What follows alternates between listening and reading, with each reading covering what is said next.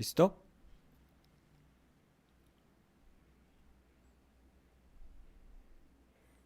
Hey everyone. Hey everyone. How's everyone doing? We're going to continue with our live sessions this week. But for this week, we thought we would try something a little bit different. We're going to do live color pencil drawing. A lot of people ask about what I use for my initial drawing, for my under drawings when I do, somewhat finished drawings for my under paintings. I don't think I do those for the daily paintings that we've done for the project. But in prior paintings, what I would do is just draw something quite resolved, in a quite resolved manner. I choose my words wisely because I like to say quite resolved instead of detailed. I think detail is already pushing you into an idea of drawing that has to be chock full of information. And that's not quite necessarily true when I think about what I need as an underdrawing. But my underdrawings are pretty well resolved. There's more than enough information that I can follow, and sometimes that I have to follow, quite religiously, that I have to be very faithful to, because I want to maintain some of the shapes and some of the composition, some of the kind of like minutia that would be present in that drawing. But I think that for the project, if I have done initial underdrawings, they are very loose. In most cases, I'm pretty sure that they haven't been quite resolved, and I go to my tools that I use when I want to have a more resolved drawing. And the tools that I usually use, and I've told the story before, but I'll tell it again, are these Faber-Castell what are they called? Aquarelle. So water-soluble color pencils. And the reason that I use them is completely capricious. Like, I have no real reason to use these colors. The only reason that I did use them was that I wanted to do something with color pencil because I probably watched Elisa doing some drawings, and she's absolutely an incredible, draftsperson. And I thought, okay, I want to try some of that. And the only color pencils that I had available, at that time were a box of Faber-Castell color pencils that were my niece's, and those were at my mother's house. And I just saw them one day, and I was like, oh, I'm gonna borrow / steal, take these, and I never gave them back, and that's what I started to use. Don't worry, she wasn't using them, so we did not rob her from anything that was essential to her. And I told her, obviously, and she's totally fine with that. So I started using them, and I realized that they're super nice because they're softer, at least in my, with my sensibility. I think they're softer than just regular color pencils. Regular color pencils tend to be a little bit waxy. I know that some people have suggested other brands, and they say that they're soft, so I've yet to try those. And I started noticing something kind of cool it was that when I would prime with a transparent acrylic primer my drawing, and it has to be transparent, obviously, because I can't put anything opaque as a primer, because, if I'm doing a drawing, why would I put like an opaque primer on top? I noticed that they would bleed just a little bit. You would lose a little bit of the detail and a little bit of the rendering, let's say, and they would bleed. But for some reason, I started liking that. And some of that color bleeding through, I would let kind of show in my paintings. And I started liking that. It's a very, it's a very technique-y driven thing, but I think it happened organically and naturally. And I, identified it, and I thought, okay, this is kind of nice. And I kept doing it. But again, I haven't done it. That sort of stuff I would do if I'm doing a very, very well, I would say, resolved painting. And I haven't done those. I mean, the character of the painting has changed, but I haven't done those sort of paintings for the project. So we're going to do some color pencil drawing. And for this first one, we're going to start slow. And I picked like a bunch of colors that are analogous. So we're going to work within the pinkish, reddish, kind of violety range, I feel that that's gonna be fine. And I usually, and let me kind of get started. If this was a drawing that I was doing for painting, I wouldn't really care about the kind of like the mark making that I do, the quality of the mark making, because I think that a drawing for a painting has to be full of information that is useful for the moment where you decide, to paint, for the instance of painting in your painting practice, in your, image making practice.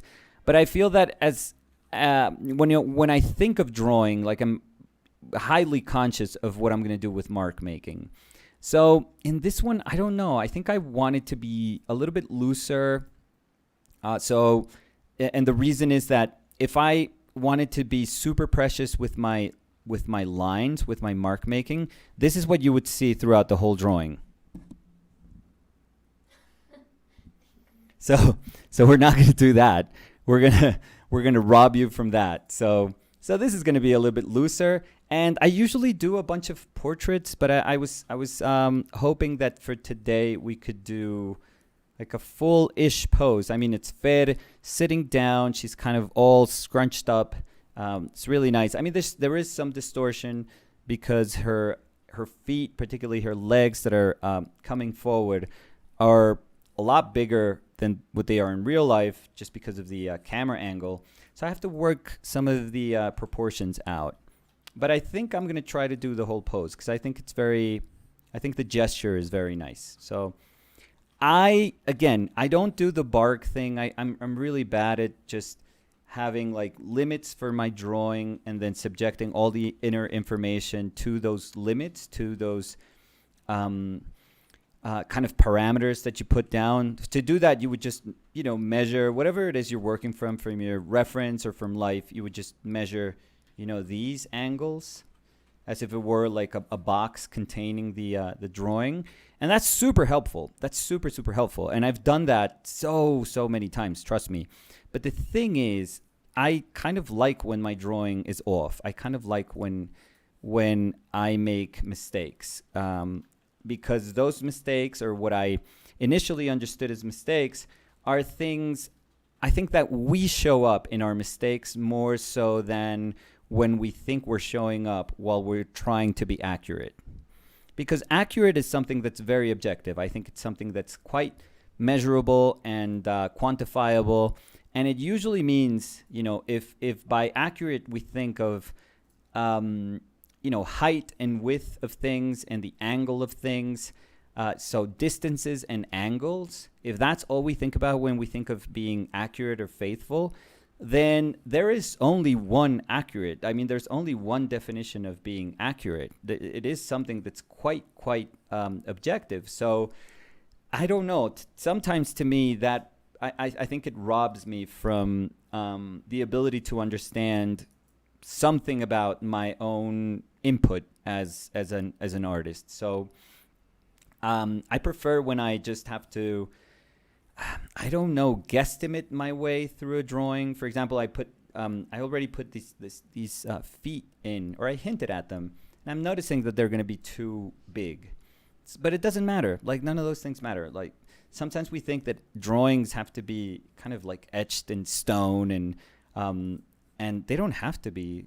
Even if we're trying to make a beautiful drawing, I mean, there are people that are amazing at establishing their drawing, and it looks like it's almost flawless right from the beginning. I don't put that amount of pressure on myself. I don't like to do that because I feel that whenever I try to be super accurate, then I'm more concerned about being accurate than just looking at my drawing, looking at what's going on in my drawing or my painting, and trying to make it something special for me, something that means something for me. So we're not going to do that. And I think, this angle is super important. I think the shoulder coming up and almost like jutting out, it's very sharp, this shape right here. I think that's like super nice. So you're going to hear me a lot today trying to think through, my drawing, which is kind of cool because that's what we did on our first video for the project for the channel. So that's actually like a really nice thing. I actually miss kind of that video, like the tone of that video where you're just really thinking out loud while you're doing something. And that video was significantly longer than the rest of the videos we ended up doing. So it was harder to do, and I think we both thought that was going to be the character of the videos, but I burnt myself out super quickly. I realized that I couldn't talk that much all the time. So, but I still liked the spirit that those videos had initially. So I'm going to think out loud quite a bit during this drawing. So I love this angle. I think that's super important for the pose. And I know her hips turn right here. But for now, this angle is more important than the fact that they turn. Of course, I need the body to turn because we're seeing the underplane of her hips here and the underplane of the thigh. And that's what's going to make it super nice to like traverse the drawing. You know, we as viewers are like right here and we want to, travel inside the picture plane. So that's going to be super cool. This big shape is going to be a really nice shape that we have to almost like cross over to get to this part of the drawing. So that's nice. And I love that if my shoulder is right here, the other one drops significantly. I mean, it drops way down there. And if I can push that drop, it's really nice. And there's a break here in her sweater that's really cool. That's the one that's important. With folds, many times, I know that, if you read Bridgman or wherever you want to learn folds from, I tried with Bridgman and I really liked it, but I don't like recipes. That's a me thing. Like, that's completely just me. And I know that recipes are proven formulas. So if you do them, if you learn from Bridgman, let's say, and you learn the type of folds that you can achieve, that's great. That's always going to work. For me, it's my paintings and my drawings. It's always like a case-by-case scenario. And sometimes I love things that are not... Sometimes I search for things and I have to edit out moments in, whatever form I'm looking at. And I have to understand which of those, are irrelevant to the form that's underneath, and which of those are actually accentuating what is happening with in terms of the form that's underneath. But other times, sometimes I like, folds for fold's sake. That would be like a very, let's say, Ashley Wood thing. I don't know if you're familiar with Ashley's drawing, but sometimes he'll do stuff that, doesn't have to make sense in terms of form. It doesn't always have to be about form. It just has to look cool. It can be about design and it, wanting, like him identifying that that's the shape that he wants for that specific design. So yeah, my shoulders, I think that works. And let me see, Danny. No, because I'm looking at the screen. I don't really know if it's picking up the subtlety of this drawing, because we're starting also light to dark. So yeah, so Danny's here, by the way. So hey everyone. Hey everyone. Hey everyone. But I don't know if it's picking up like the subtleties, but I started very, very light. I thought it was it's kind of like this sweet kind of nestled drawing. So I thought I would start light. And it's what I was saying about me, when I'm working usually with Fer. I don't know. I have a hard time not seeing her as just solely, as a very sweet person, like solely a very sweet person. And obviously Fer is far more complex than that. She's incredibly, incredibly complicated, but beautifully complicated. But I tend to favor kind of like the sweeter side. I guess it's a dad thing, I guess. But yeah, I the leg coming across, I think that angle, I think this whole drawing is about this diagonal, then turning this way, then this leg doing this, kind of jutting out. It has to turn, and then we kind of get a glimpse of the other leg, which is kind of cut off. I'm actually going to try and cut it off here because it's eventually going to be cut off by the arm of the chair. So I'm fine with that. And then coming down, foot kind of plants itself. The end of the pose is beautiful. I mean, it starts from the tip of their head with a slight tilt. You know, there's a slight tilt to this head. So neck is doing that. It pushes that head to that tilt. Peaks at the shoulder, goes down. It juts down, crosses like the whole picture plane. Then it crosses back. And then this foot, it's not firmly planted. It's not as if the weight of her body is supported by that foot. But it's just, you know, it's an anchor point. It's almost like giving us that bit of gravity that we need at the bottom of our picture plane so that it just cements that form, you know, downwards. So I think that's really nice. It's a very nice pose. I'm not really doing anything in terms of design myself. I'm just following like the things that are naturally happening in the body, which is something that I usually do, and I tend to favor that sort of, you know, for my image making, I tend to favor things that I find in nature as opposed to me trying to design nature, as opposed to me as, you know, artist as director trying to pose somebody. I'm terrible at posing people. Terrible. You know, just I always tell people, just act natural. Just, you know, be yourself. Just be comfortable. I'll say stuff like that, like natural, comfortable. But if I have to, you could ask Danny. Like, I'm really terrible. Well, Danny's terrible at posing too. Danny's amazing at posing naturally. But if I have to, you know, when I ask her, oh, Danny, I want to do this sort of painting, and we'll start to pose, and I'll try to take some pictures of her. Oh my God, she is terrible. No, but I think I'm getting better. Yeah, but if you want to see terrible. Danny struggling with something, tell her, Danny, I'm going to paint your hands. Let's pose some hands. Oh my God, it's like talons. It's like bird talons, like eagle talons. So. But I think, no, because you say like pose them naturally. And Yeah. I think I'm posing them naturally. And you always say they look like claws. Like claws. Yeah. I don't know why. Yeah, no, it's tough. I'm giving her a hard time, but it's super tough. Again, you know, this is me speaking when I'm terrible, when I would never want to be the person posing. So I would hate that experience. I'm not built for that experience. I mean, I can give it a shot, but or sometimes I tell Danny, like, oh, take a picture of me, because I think, like a Norman Rockwell thing where, you know, the photographer would take photos of Rockwell because he would just kind of do the pose that he wanted other people to do, and he wanted, you know, photographs of him doing the poses. And in Rockwell, when I see it, I'm like, oh yeah, makes total sense. Like, and when I do it, oh my God, I look like a big oaf, like an ogre trying to pose. Never look good. I never ever look good in photos. And I'm not saying about looking good like being photogenic. Just, you know, being able to understand what I wanted with a pose. And I'm always like, no, more like this. And then I take a picture and I look at it, I'm like, oh my God, I'm terrible. That was really terrible. Can I start with some questions? Yeah, sure.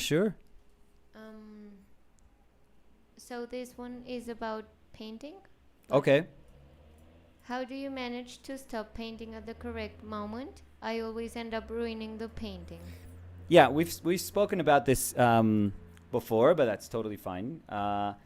Yeah, you have to ruin a bunch of paintings to know when to stop. Don't worry about it. That's just a natural way to learn, because simply put, there's no other way to learn when to stop than by just literally ruining paintings.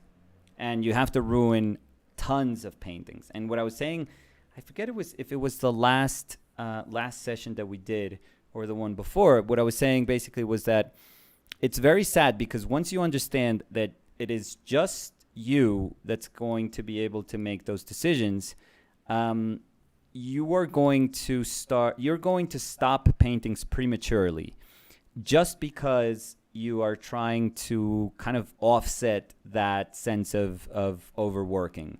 and you're going to try to balance things out. And what follows is a series of paintings that you're always going to be scared of going forward because you're trying to teach yourself when to stop. So so that's natural. Doing both of those things, it's natural. Just keep working until you ruin a painting, overwork until you ruin a painting, and then try to balance it the other way by becoming now a little too cautious, like overly cautious about going further. And now you're just gonna, you're not gonna want to overwork an image, and what you get is sort of prematurely stopped images. So trying to find that balance is super not easy. I think that's one of the hardest things to do. Are you ever bugged with by the wide angle distortion in reference photos? I've seen that you're compensating a little already. Yeah. I tried to make those feet a little bit smaller. But if you've seen a lot of my painting, I mean, you don't have to, don't worry about it. But if you've seen enough of my painting, I tend to do a ton of distortion on my painting. And sometimes the distortion that I end up doing is kind of, educated, let's say, or it's prompted by distortions that I see in cameras. I think that camera distortions are wonderful too. I don't see them as something that would give the impression of me kind of like attempting to work from life, or making it look like as if I was working from life, but it's actually a tell. The fact that there are distortions, and it's like, no, haha, we gotcha. It's like, you weren't working from life. You were working from a photograph, because this has a lot of like wide angle distortion. And I've never been bothered by it, in the same sense that when it happens in photography, I don't really care. So no, I've always found it to be super, super attractive. And again, it's like a really cool starting point to try and reflect upon what sort of distortion, if any, you can achieve in your painting or in your drawing. So, but a lot of times the distortion that I usually do in my work, initially it was Photoshoppy. Initially I would put images through Photoshop, and I would just start doing like cutting and pasting and doing a lot of like editing work in Photoshop. And then I would go from there while I was painting. And nowadays I don't think I do that anymore. Danny knew me when I was doing a lot of that Photoshop stuff. And I think I remember, no sé si te acuerdas, that we saw a meme of Cristiano Ronaldo that has like that has like the super big body. And yeah, Danny's gonna look for it. Danny loves looking for dumb photographs. Like meme photographs. Like, I'm not saying like dumb, like useless photographs. But we were looking at that photo, and I was telling Danny, oh, that's, you don't want the distortion that you're doing. I mean, not that you don't. I don't want to be like absolutist about this. But it's sad when you realize that what you're doing in Photoshop, anyone else could do. So what feels very personal initially is something that anyone or everyone can do eventually. And it kind of goes against the philosophy that I kind of talk about, when you're distorting, that you're trying to find out things about yourself. You're not really distorting for distortion's sake, which is fine, I guess. If that's your objective, that's totally fine. But what you're trying to do is essentially saying, I'm distorting this because my own perception is telling me that this is something that I'm moved by. I'm going to exaggerate this because this is what my perception is telling me is most important or most compelling when I'm looking at something. So yeah, so if you start doing it mechanically, I mean, I'm not speaking literally, but if you start doing it through a tool like Photoshop, and it becomes like the series of commands that you do, and they can be repeated, and they can be easily identified, I think that it loses its power. So I was super happy when I was doing those, and then I saw the Cristiano Ronaldo, and oh, awesome. But I just have the meme. Yeah, that's Is it fine. okay? Yeah. Meme or ¿cómo se dice? Meme, en inglés, meme. Es que es de mimesis, ¿sabías? No tenía ni idea. Meme viene de mimesis, sí. Sí. So yeah, so that looks like a painting. That looks like one of my paintings. Which is amazing, by the way. I love that photograph. I absolutely love that Cristiano Ronaldo image. To me, that's like the coolest aside from the sculpture, the portrait that they did of him. I think that's the coolest Cristiano Ronaldo image that I've ever seen. But again, somebody else did it, and I know how they did it because that's what I used to do for example, some of my boxing paintings. And then I was like, I'm going to stop. It's kind of sad, but I'm going to stop. So, are you guys picking up this drawing, or is it way too light still? No, I think it's perfect. Yeah. It's Because I'm working like super, super softly, and I already laid in some of the details here. Again, it's really nice having that portrait at an angle, because I love kind of expectations in form, in the sense that let me try to explain this. In the sense that if we see this side of her face, of Fer's face, we can intuitively understand that this whole jawline is going to be under there. But the fact that something cuts it so almost like dramatically, almost like violently, just traverses that head, so sharply, it's really, really nice. And it makes sense with that shoulder up there. I think that is so important. That's probably, in terms of form, that's probably the most important moment of that pose, because of that shoulder, that tip of the head works, that kind of like as we were saying, that angle just going, that gesture of that neck just going that way, and then culminating in that nice angle of the head makes sense. The bunching up of the hair, which is absolutely beautiful here, makes sense with the rest of the hair. This shape is glorious. That's like those shapes that you live for when you're painting form. Just look at that. But it happens because of the tension there. It's so, so good. And then that against this bit of hair just coming down. I wanted to push because there's a couple of strands of hair that are going that way. But probably this one going down, or the bigger mass going down, is probably far more important than these coming out. So that has to be nicer.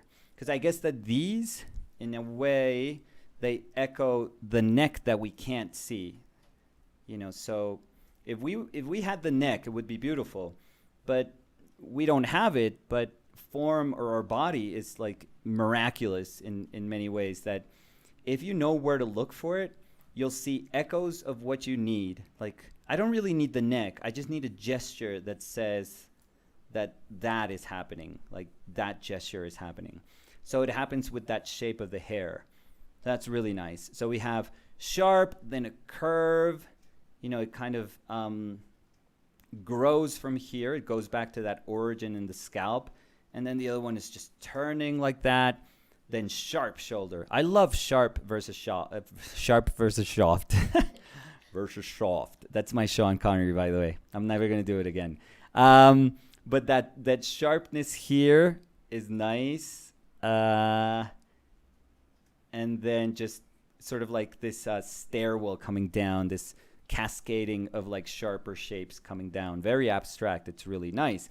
But it's nice that this one's rounder.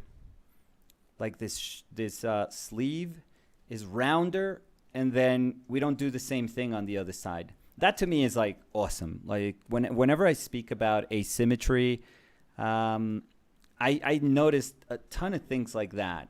Like whatever's happening here, if I have curve, curve. I mean, this is a curve. I know it. I know it's the pelvis is underneath there, which has a ton of structure, and I have to follow that structure if I want those legs to turn. But it's essentially 1, 2, 3. If I have that here, I don't want it to be 1, 2, 3. I mean, that looks like a poop emoji if I do that. So if I have that, I'm going to look for sharp, going down. So it's not, this curve that comes out. So it goes down. Then this is sharper. Then this diagonal of her thigh just coming out with a little bit, more structure, because that knee has bone structure there. You can sense the bone, under the skin, right beneath the skin. That's really nice. It's a moment where you can be just really angular. Not the thigh, or femur just goes, it's like right here. So this is soft. This is very, very soft. And then it goes sharp and then super sharp with the ankle and then the heel. And again, the foot just sort of planting itself in the chair. It's kind of, again, a lot of burrowing, a lot of nestling in the chair, but it changes directions. Like the fingers just change directions. They're planting. They're speaking about a plane that's going in this direction.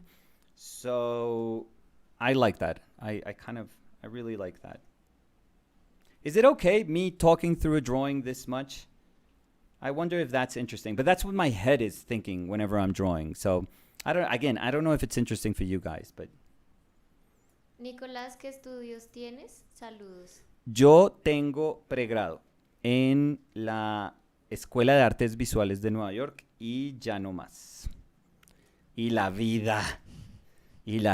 No, y trabajé como ilustrador haciendo como storyboards y animatics y como print jobs, les decíamos, para revistas. Entonces todo el arte que acompaña como campañas publicitarias, digámoslo así, propagandas, comerciales, pues. Y pintar, y después pintar. Y supongo que puedo decir que estudios en el sentido de... empecé a enseñar en la universidad, allá en una facultad de arte en una universidad aquí en Colombia, y duré 12 años allá. Y pues ese también fue un proceso formativo importantísimo, yo creo. Entonces, sí, digamos que esas serían mis experiencias laborales. Si yo las tendría que resumir y categorizar así, sí, ya no más. No son tampoco tan amplias, la verdad.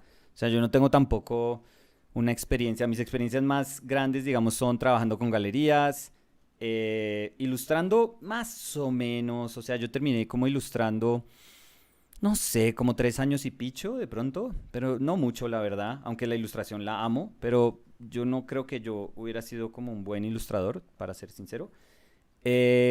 Y de pronto la experiencia más grande que tuve laboral fue como docencia, sí, entonces harto tiempo de docente y como pintor, sí, pintor, digámoslo como pintor comercial, digámoslo así, que eso no, tampoco, esa definición a mí se me hace terrible, no me asusta tampoco, hay gente que se ofende con eso, pero pues no, yo trabajaba con galerías y pues mi objetivo también era vender mis pinturas, entonces eso no me...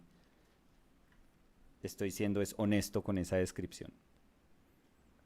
When you asked about talking while drawing, yeah. You're saying yes, yes please. Talking, drawing, it's all good. Sí, chévere que hable del dibujo. Yeah, like... Awesome. Yeah. ¿Te hago igual pregunta? Sí, si quieres, claro. How do you think as an artist when you draw or paint other people than your loved ones or friends?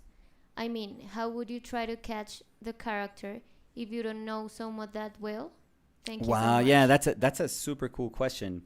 And, there's a lot of people that say, well, I'm going to spend some time with this person and I want to talk to them, or I want to talk to them while I'm painting. But I think that's a very sophisticated first impression. Let's call it that. That would be a deeper first impression, but first impression nonetheless. So it's very hard, isn't it? It's really, really hard. I know that I've met some people that I've never known in my life, and you just connect with them. At least, I mean, there are many ways in which you can connect with somebody. You don't have to connect. I mean, you don't have time to connect with their beliefs or, what the person that they are integrally. But sometimes you just look at a person and you're like, oh my God, that's like, they're so freaking cool. And who knows? It can be anything. It could be anything about their form, the way they express through their bodies, their gesture, the way they're dressed, whatever it is. If you think about it, initially it has to be almost like superficial because you don't know these people that you're about to paint. That kind of happens with with models many times when you go to, let's say, an open drawing group, or like me when I'm teaching a workshop and I'm going to a place where I've never met the models that they usually work with. But I have to be capable of saying, I'm trying to understand this essence of this human being, while I'm looking at them for the first time. So very tough, very, very tough, and a great question. But yeah, I don't know if there's an easy answer to that. I don't think that there's meant to, like, that question doesn't have an easy answer. You just, I guess maybe if you do it enough, you train yourself to see and recognize what is essentially the humanity in other people, like what makes us human beings. So maybe that's it. Maybe that's what you're trying to recognize when you're looking at somebody while you're drawing them or painting them. But it's very tough. It almost feels instinctual. Advice for people who always make their paintings too cold in case of color? Too cold in temperature? Just then only use warm colors. Honestly, like try to offset that by using very warm colors and teach yourself how to use very warm colors. Or we were, by the way, I changed from, I don't really even look at numbers. I just know that I want something a little bit lighter, not as light as this, for example. But I'm going to start modeling some forms, and then I'm going to go with something darker, and then I'm going to start cleaning up my drawing. But I think last week somebody asked if there was a palette that I would recommend for somebody that was starting out. And I remember that I said, there's a super simple palette that I used to use quite extensively. And it was burnt sienna and ultramarine blue and white, obviously, and titanium white. And what that palette essentially gives you is a warm earth tone, which is the burnt sienna, and a very cool blue violet, which is ultramarine blue. You have those two options, and you have let's always give credit to where credit's due. We always have to think about titanium white also as a color, and you have titanium white as your lightest color, your lightest hue. I'm going to say hue. I know that some people are going to faint if I say hue when I'm referring to white, but that's just me. That's what I believe in. Which is a very cool color also. Titanium white has a very, very cool temperature. So if you have titanium white and then a very warm color and also a very cool color, you're going to push yourself to try and balance those out. If you notice that all you're using is ultramarine blue heavy mixes, then you have to check yourself. You have to tell yourself, come on, what am I doing here? Like, why am I favoring so much my titanium, my titanium and my ultramarine blue, which together would make would make for the coolest variables in that painting. So if you have very few variables, you can actually correct them in the sense that you're trying to reach some balance, not because you're trying to make a correct painting. But you can actually make adjustments on the fly, and they can be very easy adjustments. So, can you do a watercolor week? I would could. Be interesting to see your approach. Yeah, I could, but I suck. I wish I could tell you that I'm just good with everything I touch. Oh, hell no.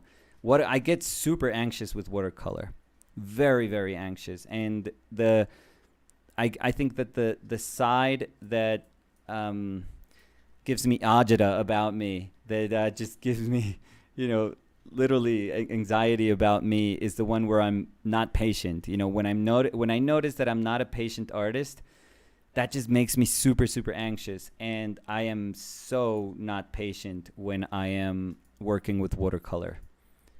I don't know how to understand the sort of timing of the layers in watercolor. Danny's far more patient than I am. Yeah. Like in general, maybe. No, in general, me. No. Linda, Me. ¿cómo se te ocurre? Yo Yo soy soy más 100,000 veces más paciente. paciente que tú. No. Siempre. Siempre. O sea, No. yeah. No, that's a lie. So we're having a discussion about who's more patient. I think I'm more. But I'm just patient. gonna let her win this discussion just to show that I'm patient. Just to show that I don't have to discuss this. So whenever I deal with the drying times, I don't know. I get just itchy, and I don't know what to do. And a lot of people just know how to traverse a watercolor based on drying times. Like they'll see a puddle and they'll be like, yeah, I can't work on this, or I have to wait just a little bit, or I have to use a hair dryer just so that this is a little bit to speed things up a little bit. Not me. So I end up ruining kind of like the choices that I put down just because I don't have the patience to just wait for it to dry, wait for the layer to dry. I bought some color pencils from a library that looked exactly like yours. Are those aquarelle pencils from Faber-Castell? Yeah, they are. And where did you get them from? From a library? Yeah. You're terrible. I mean, I stole them from my niece. You stole them from your library. That's like, No, that's worse. He bought. That's worse. No, I'm going to make it as if he stole them. I just want to make myself feel better that, after I took them from my niece. So. Iván dice, ¿Qué, Iván? always Team Danny. Oh my God. Gracias, Iván. Sí, Oh soy my más God. paciente yo. Oh, that's great. 100%. Great. Great. Alejandra Ardila dice, saludos para Uy, los dos. qué hubo, Alejandra. Quería preguntarle a Nicolás por la cera que él usa para barnizar las pinturas. Stone, No sé cómo... Stone Protect, Alejandra. La compro en Home Center. Home Center. Stone Protect. Así como suena. Stone, S-T-O-N, y Protect con K, obviamente. Con K en vez de C. ¿Es con K? Creo que sí. No sé. Si no tiene K, no es Stone Protect. Así dice la canción. Linda, mi instinto me dice que es con K. No sé. De pronto, no alcanzo a ver en esta imagen. ¿No la ves ahí abajo? ¿No está asomando la cabeza en la cera? ¿La cerita ahí abajo? No, es que están los cables. Ah, ya. Creo que es con C. Debería ser con K. Stone, entonces. Sí. S-T-O-N, Protec, P-R-O-T-E-C. Ah, lástima. Sí. Era una oportunidad perdida. Sí. Si fuera Protect con K sería lo más colombiano. Hay que O sea, escribirle igual a es una- colombiana, igual la cera es colombiana, pero sería aún más colombiana.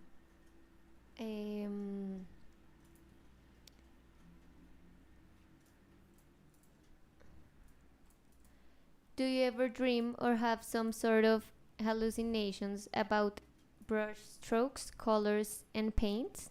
No, I don't think I've ever dreamt about painting. No. ¿Tú sí? Yo No. no. I dream like the wackiest things. I have like the most amazing, vivid dreams, but never about art, I feel. Never. No, I've never painted. No. Which is fine, honestly. I think they're far more interesting. Yo creo que tuve un sueño, no sé si, yo creo que yo te conté, ¿Cuál? pero cuando estaba haciendo la tesis Sí, de las tallas, pero no me pero no acuerdo. estaba tallando, Sí. sino que cada vez que iba a tallar se me rompían las herramientas. Uy, Sí, pero eso es era- como No, de... estaba muy estresada Sí. porque estaba a 2 días de Claro. entregar la tesis, pero sí. Sí, ese es un sueño más de como de que uno no tiene De control estrés. sobre nada, así que se le va a dañar todo al último momento. Sí. Do you follow forms when drawing? As I don't know if you're referring to like form as in anatomy, or because strictly speaking, form has to do with anything, like the three dimensionality of an object, and everything is three dimensional in nature. So so a bigger sense of form, yes. I love the way objects turn in space. Yes, I love that. And I guess if I am drawing a figure, it's always a mix of the design of the shapes that are born from those inner, from that inner structure that is the body, from the inner mechanics of the body. It's a mixture of that and design. I would say, for example, if you think of Egon Schiele or if you think of Ashley Wood, those are examples of people that would, heavily favor design over, let's say, anatomy. And I love both things. I love just navigating all those possibilities, I would say. Hi, Danny and Nicolas. Hi. Hi. Did you already try digital painting? I did I don't want to make this about the werecow, but now it is. But now it is. No. I did the werecow just very quickly because I told Danny I don't want to make a painting out of this, but I feel some sense of responsibility to the obvious winning team. So I painted. I pulled out my bamboo little tablet that I have, a tiny little tablet that it's terrible, and messed up my hand for like an hour when I was trying to draw that because I have no idea how to draw with that thing. No idea. Like I use that pencil, the Wacom little pencil, the same way I use these, but I scratch my surface a lot, so I don't know. But that was all because I think the werecow deserved it, by the way. But it never won. I think it did. No, you're assuming it won. Well, I said that I was going to draw the victor, so it was the werecow. By the way, I realized in that conversation that I was thinking also more zombie cow instead of werecow.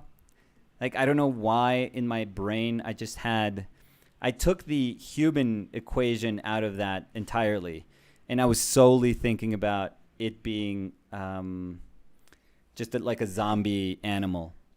But I tried to give it some sense of storytelling with the there's like a little barn. There's like a suggestion of a barn. So it's probably like the farmer that's transforming. But that thing is nasty. That thing is absolutely nasty. So I was going to ask Danny if she could lend me, because I don't have an eraser, but I'm not going to erase. No. Pero no, tratemos, let's try not to erase during this.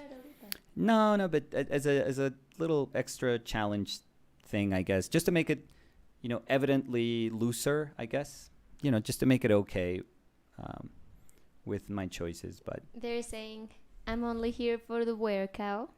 I know. Werebear, and What? a very wise one. They're saying patient Hawaiian werebear for the win. So I don't know. Well, the game is done. The game is, it's finished. but for you, No. The refs already called it. Like, mm, yeah, it was a landslide.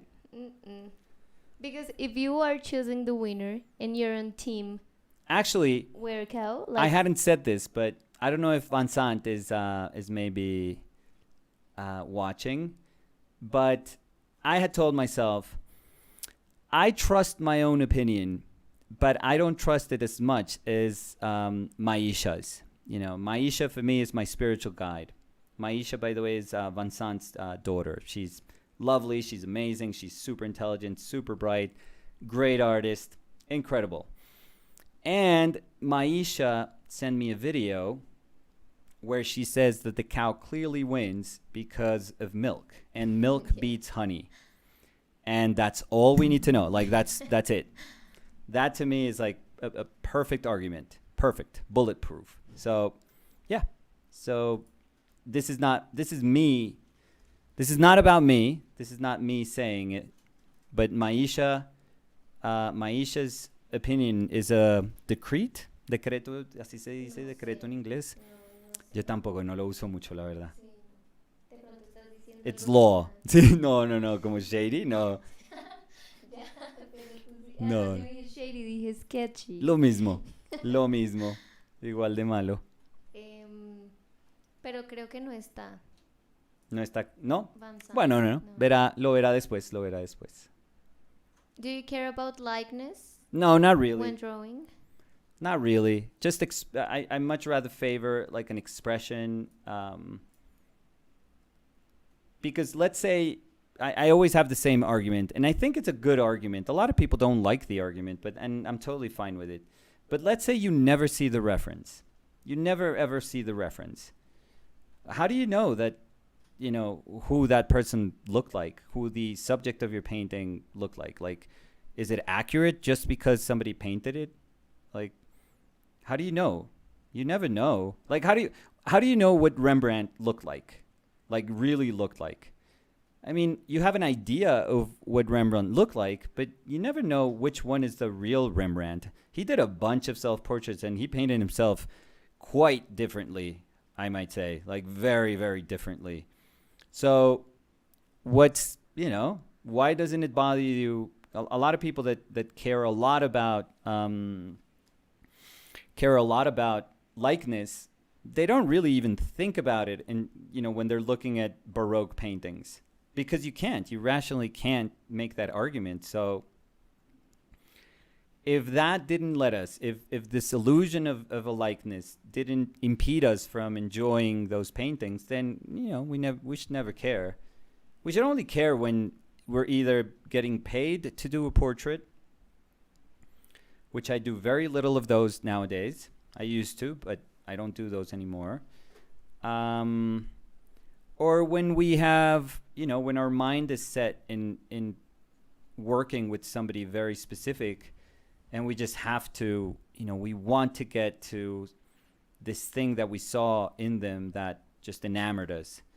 And we feel like an obligation to be faithful then to that, if only if you're faithful, you're going to be able to reach the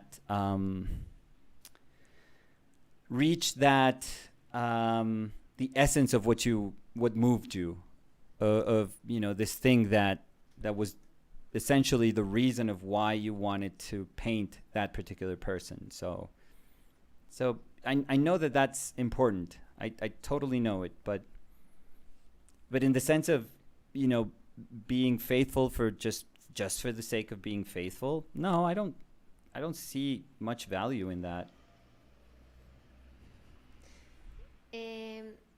Do you just Even like es que me acordé de algo. No, tranquila, Linda.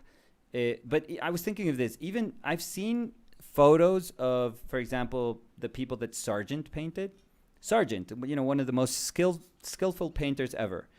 And I've seen photos of his sitters, and sometimes they look nothing like his paintings. And of course, because he was doing this very almost like abstract idea of high society. So that was more important than a likeness.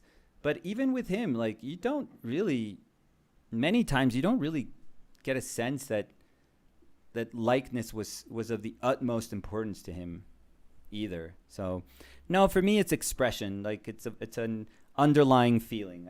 I think that's the most important thing in my work. Hopefully that doesn't sound like a cop-out for me not being good at getting the likeness of somebody.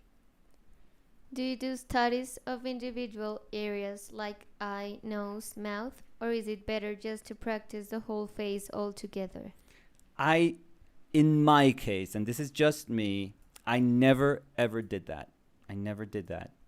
So again, this is just me, but maybe it's because I always favored this idea of wholeness. So I never thought that a very arbitrary moment in form merits stopping. Because if I think that the eyes are important, like, why not the hairline? Why don't I do like a bunch of drawings of her hairline? Like, why would eyes justify themselves and not just a little bit of the scalp. And I know that if I say, oh, I did some studies of her scalp, it would sound ridiculous or maybe super cool. I don't know. But I kind of think that way. I always think like, why one thing and not the other? And I just think it's a very human thing that we impose like this extra added value to these areas of the body, for example, that I don't know why, they've become important. Like it's almost like we've all agreed on how important they are. And I don't know. Sometimes I feel like a model can have a very cool, I don't know, knee, for example. Oh, look at her kneecaps. Like, they're amazing. And that sounds ridiculous because what people are used to saying is like, oh, her eyes are beautiful, or look at the sharpness of her nose, or look at her full lips. Those sort of things. Or, oh, wow, look at those expressive, hands, very long fingers, beautiful hands. We're just used to charging those moments of the body with some sort of meaning, but I don't know. I just think that they're arbitrary for some reason. I don't know. Do you like some Italian contemporary painter? Nicola Samori. Yeah, I would say Samori. It has to be him. I mean, that one was like a gimme. That was like an easy layup for me, because I think he's one of the best contemporary painters. So he just happens to be Italian. But I mean, his work is very, very, very Italian Baroque. It's very kind of adoration of the image and then the destruction of that image. So it's very iconoclastic. But yeah, it just, for him, it makes sense, that he's Italian, which I really like. You can sense like the tradition of, again, Baroque, like high Renaissance Baroque painting in his paintings. And he's doing something different with paint, which is something that I really, really, really appreciate, which I don't think happens. And, myself included, I don't think I'm doing anything really quite new with paint. But I think you very rarely see people trying things different that are fundamentally different with paint. And in my eyes, I think he's one of those few people that is, trying to do something different with paint. I think there are obviously other great painters nowadays, but they are saying things through paint. That's about it. They're using paint in the exact same way that we're sort of used to seeing paint being used. For example, ¿te acuerdas que vimos una pintura de Doron Lamberg? Danny and I really like Doron Lamberg, but he did a painting. Yeah. Danny is responsible for introducing me to his work. I didn't know of him. But we saw a painting of his the other day. That's 100% Vuillard. 100% Vuillard. I mean, it is to a T the exact same painting that Vuillard did. So he is. I think he's not blind to that. He's very super referential to other like intimist painters. So Vuillard and Bonnard are obvious, very, very clear references for him. So again, he's a fantastic contemporary painter, but there's nothing really new going on with in terms of paint. And I just think that that Nicola Samori does do something extra with paint. There is an extra sort of layer that speaks about the history of painting, that speaks about the object of painting, that is very, very interesting. So, ¿cómo aprendiste a dibujar? Uy, no sé. O sea, es que no sé.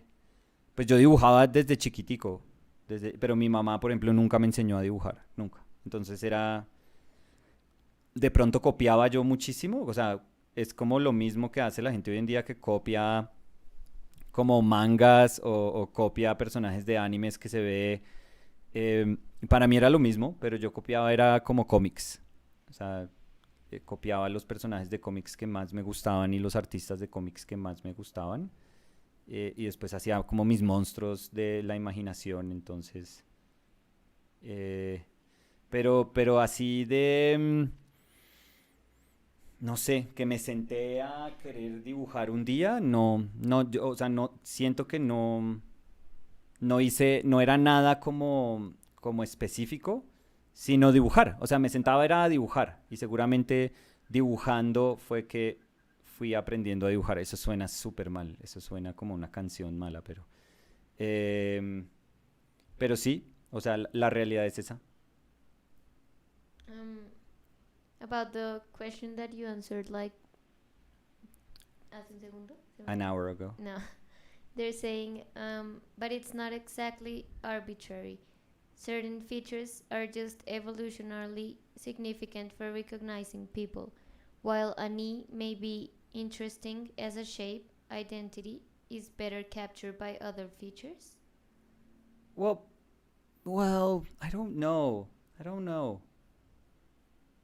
Um, I just think we say that because, yeah, if we have the gift of sight, like, you know, for those of us who have the gift of sight and we can look at another person, we're probably going to, you know, be looking at their head for sure. We're going to be looking at their face. And the face is an obvious vehicle for expression. So I'm not, yeah, I'm not being blind to that. To be blind to that is to be, it would be absurd because there is, you know, as a painter, there is this, you know, very obvious history of portraiture that it's very much so tied to the history of painting. So, yeah, I'm not that dumb where I'm going to say that I don't get why we would favor a portrait. I just think that in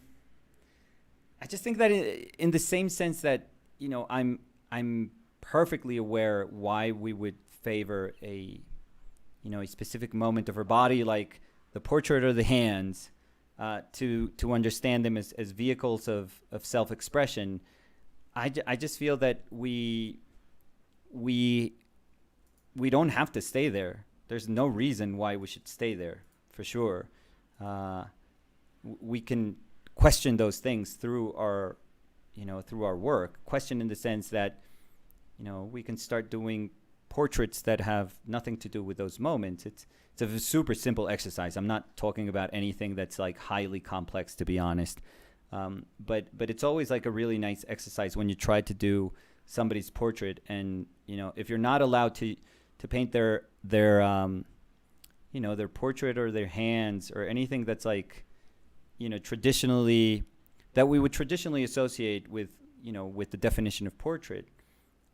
What would you do? Or if you have to do that with yourself, like if you have to do a self-portrait, but you can't really speak about those moments, what would you do? And would you feel that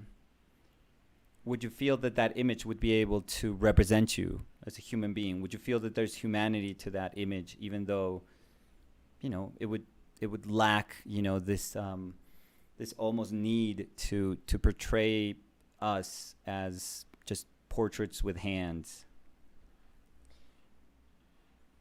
Do you still draw comics or in the style of comics? No. Well, maybe my paintings are very, you know, what I understand as expressive in my painting is some of that comic book history just creeping in. So maybe I'm sure that I'm not immune to any of that, but I don't, like, if you're thinking of comic books as in traditional comic books, like, you know, if you saw a comic book of the X-Men or Batman or I don't know, you know, Superman, whatever. If my, you know, if I can draw that way, no, I can't. I think there's people that are amazing at that, but I can't do it. So. Hola, súper fanático de las pinturas de Nicolás. Me alegra mis mañanas cuando miro sus videos mientras trabajo. Perdón por ¿qué? Muchas gracias, iba a decir Ah, muchas gracias. perdón por preguntar por acá, pero No, ¿solo aceptan PayPal para comprarles un cuadro? es que es la manera más como, pues primero la más fácil y la más universal, digamos, a nosotros, uy, ¿tú qué dirías, Dani? ¿Cuántos países, o sea, de cuántos países nos han comprado pinturas? O sea, Uy, no. es Sí, absurdo, sí, sí. sí, sí. O sea, yo creo que nos han comprado de todos los continentes, que eso es como lo más Sí. chévere. O sea, entre los Kickstarters o los proyectos pues financiados yo no sé cómo se le dice al Kickstarter en español. O sea, Um, proyectos financiados por no sé, mentiras, ya ni sé, me varé el resto ahí. a ver, espérame, de curiosidad. Sí. Pero entre esos proyectos que, digamos, hemos hecho y este proyecto de Our Painted Lives, hemos, yo creo que mandado pinturas, libros a todo, juepucha, a todo el planeta. Y es increíble, es súper, digamos que sentir eso es súper bonito, sentir que uno está logrando conectar con personas como a unas distancias tan abstractas casi, es súper bonito. Pero todo eso es posible solo si pues tenemos obviamente un medio de pago o un medio en el que las personas puedan como acceder a las cosas que sea también relativamente universal. Uy, y PayPal es como lo más cercano a eso. Creo que hay una opción de tarjeta de crédito que uno tiene que hacer algo, pero nosotros no la hemos hecho porque creo que es un poquito más complicado a PayPal. Pero, pero hay mucha gente, pues si está hablando desde Colombia, no sé desde dónde nos estaba hablando la No persona sé, linda. se llama Diego Gambarota. Pero Diego, si está hablando desde Colombia, en Colombia ya se puede usar PayPal. Si uno puede, digamos, tener una cuenta de PayPal a la que puede atar una tarjeta de crédito. Entonces, esencialmente sería como pagar con una tarjeta de crédito. Y de pronto, no sé en qué país de pronto esté Diego, pero de pronto lo más probable es que, aunque uno no pueda tener PayPal para que le manden a uno dinero, que ese era como nuestro problema al comienzo, uno sí puede tener una cuenta de PayPal para pagar cosas desde ahí. Entonces, de pronto es menos, si investiga, de pronto es menos problemático de lo que piensa, aunque puede que usted tenga la razón de pronto en su país. Créame, nosotros vivimos en Colombia, entonces sabemos que lo difícil que puede ser incluso explicar ese tipo de cosas. Sí. Eh, Pues ah, ni siquiera encontré la... la definiste como Sí, la como traducción. la traducción exacta, sí. Dice como campaña de recaudación de fondos. Recaudación de fondos, Sí, sí, pero no exacto. tiene una palabra ni Sí, pero no siquiera. hay como sí, recaudación de fondos. Eso es, que es lo mismo como de Vaki aquí en Colombia. Sí. Em, no, pero con Dani estábamos hablando, creo que ayer o no sé cuándo fue, pero a nosotros nos tocó súper difícil con el libro anterior porque los bancos, o sea, yo lo hice por Indiegogo y los bancos No entienden lo que es. no sabían lo que era un proyecto de esos. O sea, Sí. al banco que fuimos, que es como uno de los dos bancos más grandes de Colombia, o sea, es absolutamente enorme el banco, enorme, enorme. Y es creo que es el grupo bancario más grande que hay en Colombia. Eh, no sabían qué era eso. Sí, tocó Entonces tocó hacer ir, una explicación. sí, tocó como hacer una presentación de lo que era Un un, crowdfunding. un crowdfunding. Sí, porque necesitaban saber de dónde provenían esos fondos.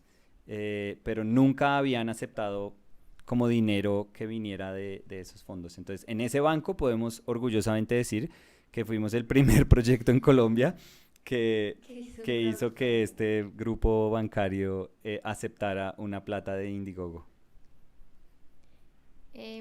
What are you thinking about Procreate in terms of art making and creativity? Actually, I'm going to let Danny answer that first if you want, because Danny works Yo, on no, Procreate. Pero tú usas, pues yo obviamente no. O sea, pero para yo mí lo uso. Procreate es como. Para mí Procreate es como decir Photoshop, es otro Photoshop. Pero pues yo no lo uso. No, pero yo no. Pero pues tú lo haces, yo la interfaz no la sé usar. O sea, tú la has usado, pues, más que yo al menos. Yeah, no, so Nicholas is saying that I use it more, but I really just use it for making the graphics for the videos we upload. So I'm not that familiar with the platform. So sí, no sé, o sea, yo But nunca he hecho una pintura. no, pero es que en Photoshop uno puede haber usado Photoshop, digamos, sin nunca hacer una pintura tampoco. O sea, tú puedes usarlo más como editor de fotos y hacer imágenes desde ahí como Yeah. editor de fotos. But in terms of what I think it's super handy Yeah, to I've have seen one. Yeah. the moments that I see Danny use it. It's the interface is obviously far, because I know how to use Photoshop, but the interface is far simpler, Yeah. far simpler than using Photoshop, and the fact that you can use like a pressure sensitive drawing tool, like that pencil. Yeah, and the accuracy is Yeah, it's amazing. crazy. Yeah, It's yeah. crazy. I mean, if you think about it, if you think just let's say 4 years back, and people still use like Cintiq tablets, and which are crazy expensive. And I know that Procreate probably can't compete with the complexity of the software that is Photoshop, but it just made everything a little bit simpler and a little bit more streamlined and a little bit easier. So it's pretty amazing. I'm sure there's tons of people that still would use Photoshop over Procreate, but I've seen artists use Procreate just in incredible ways, absolutely incredible ways. So I don't know who was the person that I think said it the other day. It was like, I have this fear that I wouldn't pick up a pencil, ever again if I just had, that as my drawing tool, because it would just make everything so much easier. Like what I was saying, Danny, I was asking to Danny right now, like, oh, could you bring me your eraser? And I would never have to think that way anymore. Need to double tap the pencil. Yeah. And you can erase. So yeah. I guess that's the only thing about drawing traditionally. It's the fact that I think commitment is something that can't be taught when working digitally. I mean, sure, you can say, yeah, I want this color here and this massive color there, and I'm going to, do this really beautiful, drawn mark here. But when it's wrong, you just, like Danny says, like double tap it, or you just Command Z the crap out of it, or you just go to your history and you just erase until, you go back until you have that image where you want it. But it's never really, you'll never really feel the fear that you feel when you have, like, let's say when you pick up a pen and nib, or you're using a brush pen to try to do a drawing. Like, those things will never ever be part of a digital tool, I feel, because that's their nature. And there are lessons, very, very valuable lessons to be learned when you're using a kind of like an analog tool to draw. And I don't think those lessons are part or can be part of a digital practice. So again, this is not like either or. This is not about saying, oh, this is great and this is crap. No, I think that it's just like another tool. It's just like another tool. Another possibility to right. And if you want to be healthy about it, if you want to be balanced about it, just if you notice that you've been drawing on your tablet for weeks, just grab a piece of paper, grab your sketchbook and a pencil, just a regular ass pencil, and draw. Draw. Just draw things out. And I'm sure it's going to feel horrible. I'm sure you're going to feel like crap initially, but it's fine. And it's the same thing. Like if you've been painting a lot with on Photoshop or with Procreate or with heavy poly, just grab gouache. That's why you see so many people on, that are part of industries that have to work digitally. They push themselves so much to paint, for example, plein air paint with gouache or with watercolor, just because they are seeking that balance. They know that they need that balance, and I do think that traditional skills will make you a stronger digital artist for sure. I do think that. It has nothing to do, like, again, this is not, I'm not throwing shade at digital work. I just think that the obstacles, the variables that you encounter when you're working like this with just a simple drawing tool and a simple piece of paper, and let's say what my insecurity was gravitating towards, which was me needing an eraser. There's nothing that can teach you to not need an eraser than just drawing without one. That's all you need. That the willingness to say, yeah, I'm not going to draw with that today. I want to see what my drawing feels like, what my drawing looks like, if I just if I pay attention to the choices that I make, and I just navigate my drawing and I work through them, even if they're off, even if they're wrong. I mean, I can't tell you how many of the things that I already have in here are off. Like, tons of them, tons of this drawing is already way, way off. It doesn't matter. At some point, you just have to say, let's make a drawing out of it. Like let's make a kick-ass drawing out of this. And that's what I'm trying to concentrate on. So, yeah. Leah Goldberg is, I don't know if I'm pronouncing your name good, sorry, but he's saying the big advantage of Procreate is that you can go from a sketch to a painting or anywhere in between whenever you want. And I think that's super true. Like, if you want to sketch, but maybe you don't have like all the materials you want, you have any tool you want in just one place. Yeah. So that's also super cool of Procreate. Like, you don't have any excuse to not do a sketch or paint or draw or whatever.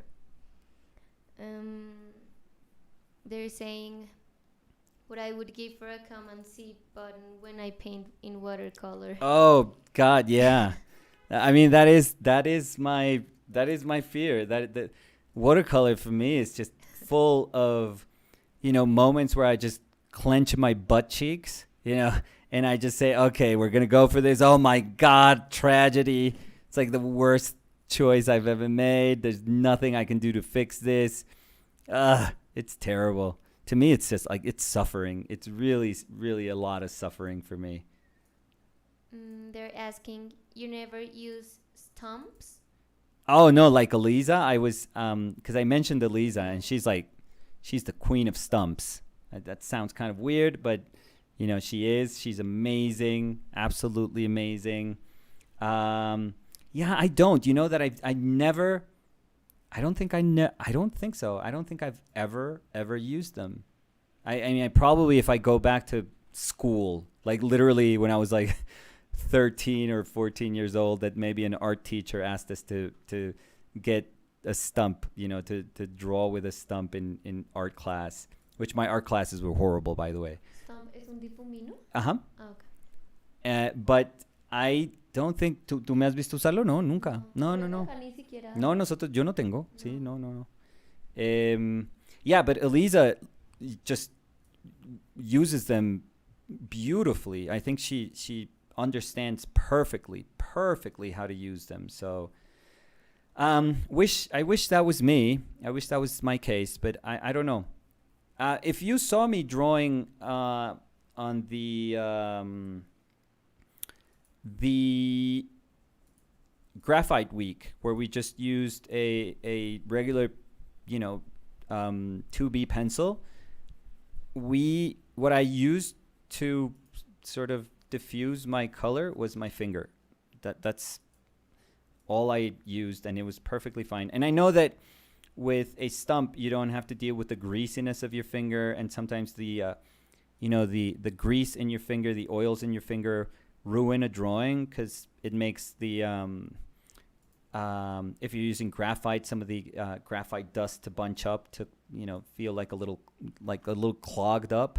But I don't know, my finger works perfectly fine for me. So yeah, and same thing with charcoal. When I draw with charcoal that I haven't drawn with charcoal in a long time, but I used to draw a lot with charcoal, especially when we had when I was teaching life drawing, and when I was doing some workshops like outside, where I would have to also use charcoal. I used my hand, my entire hand, my fingers, my entire hand. I don't know. I think those tools are like almost like meant to be dirtied up with your body. Like it's really nice when you can use your hand or your whole hand or your fingers to draw with. I actually enjoy it quite a bit. So Any tips for someone who just started art school? oof.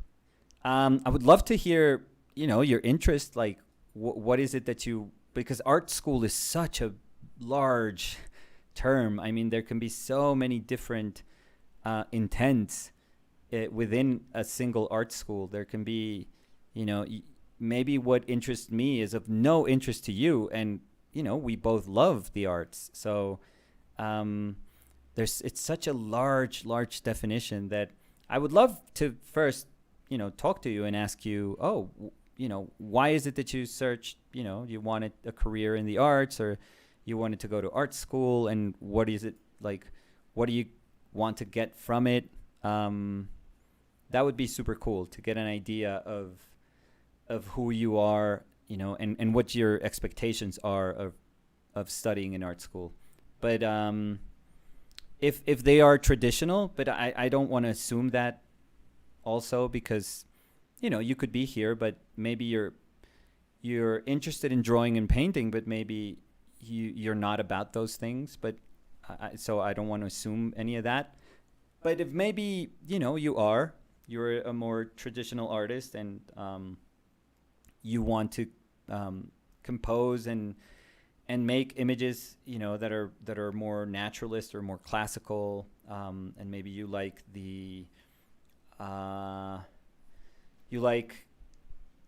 pre-production work for video games or for movies, or you just want to be a painter, or you want to be an animator, or you want to be an illustrator. I would say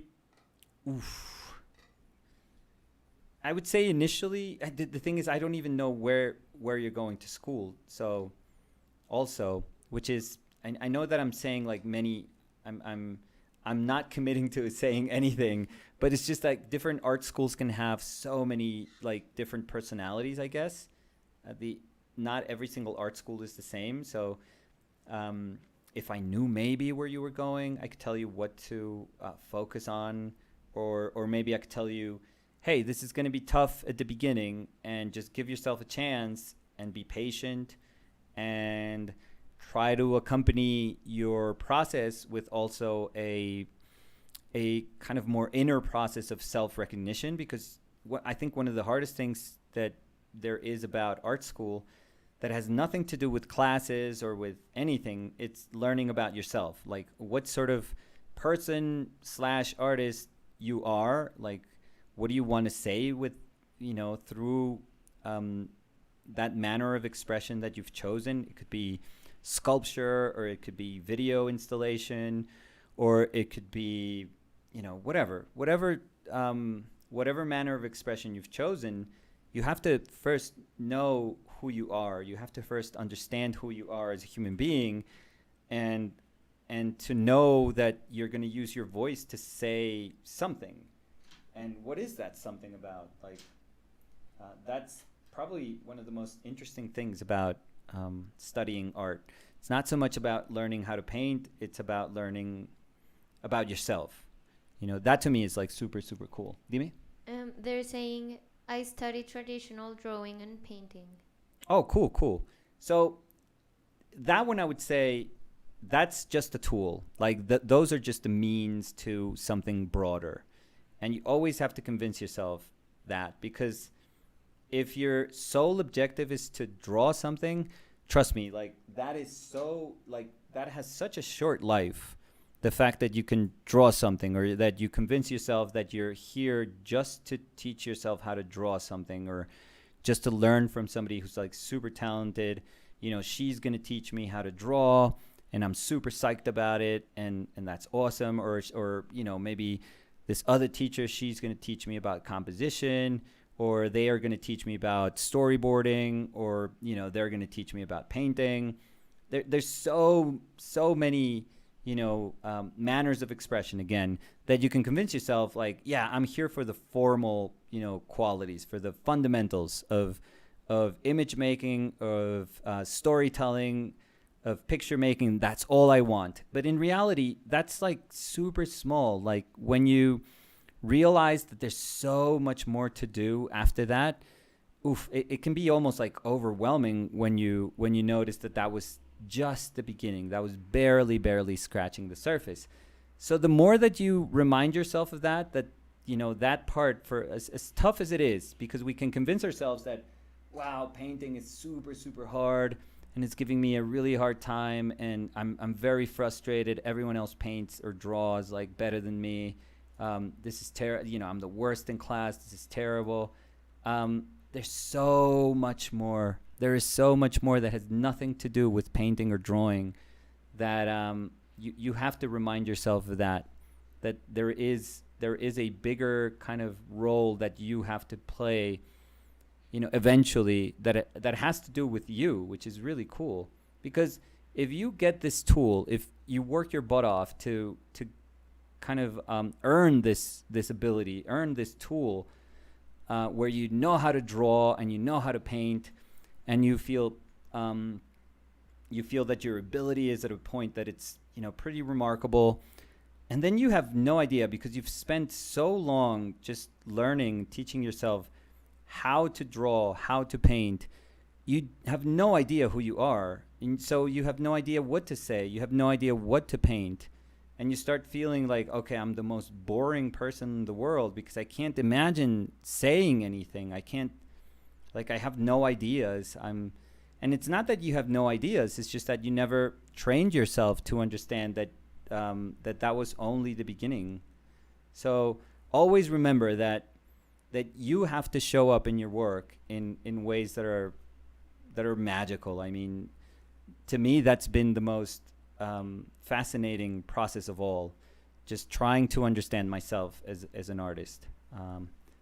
That to me is what keeps me going. Not the fact that, you know, you're going to do a nice, or hopefully you're going to do a nice drawing after a nice drawing after a nice drawing after a nice drawing. I mean, that consistency is nice, but at some point you're like, okay, this is about drawing, and what am I doing here? Am I just a vehicle for nice drawings? That's about it.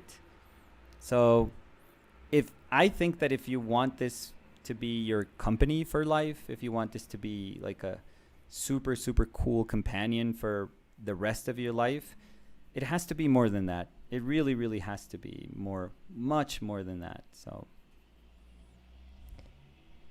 Nicolás, cuando decides que pintar, ¿piensas mucho en la composición o prefieres que sea alguna imagen más costumbrista o natural? Hay pintores que arman una composición más teatral. Sí, tengo pintura, o sea, puedo decir tranquilamente que hubo un momento grande dentro de mi carrera que favorecía como ese tipo de composiciones y de maneras de abordar la imagen, y seguramente tenían que ver con mi gusto por la ilustración y con el hecho de que, pues, esa fue la manera como me enseñaron a mí a hacer imagen y a entender imagen.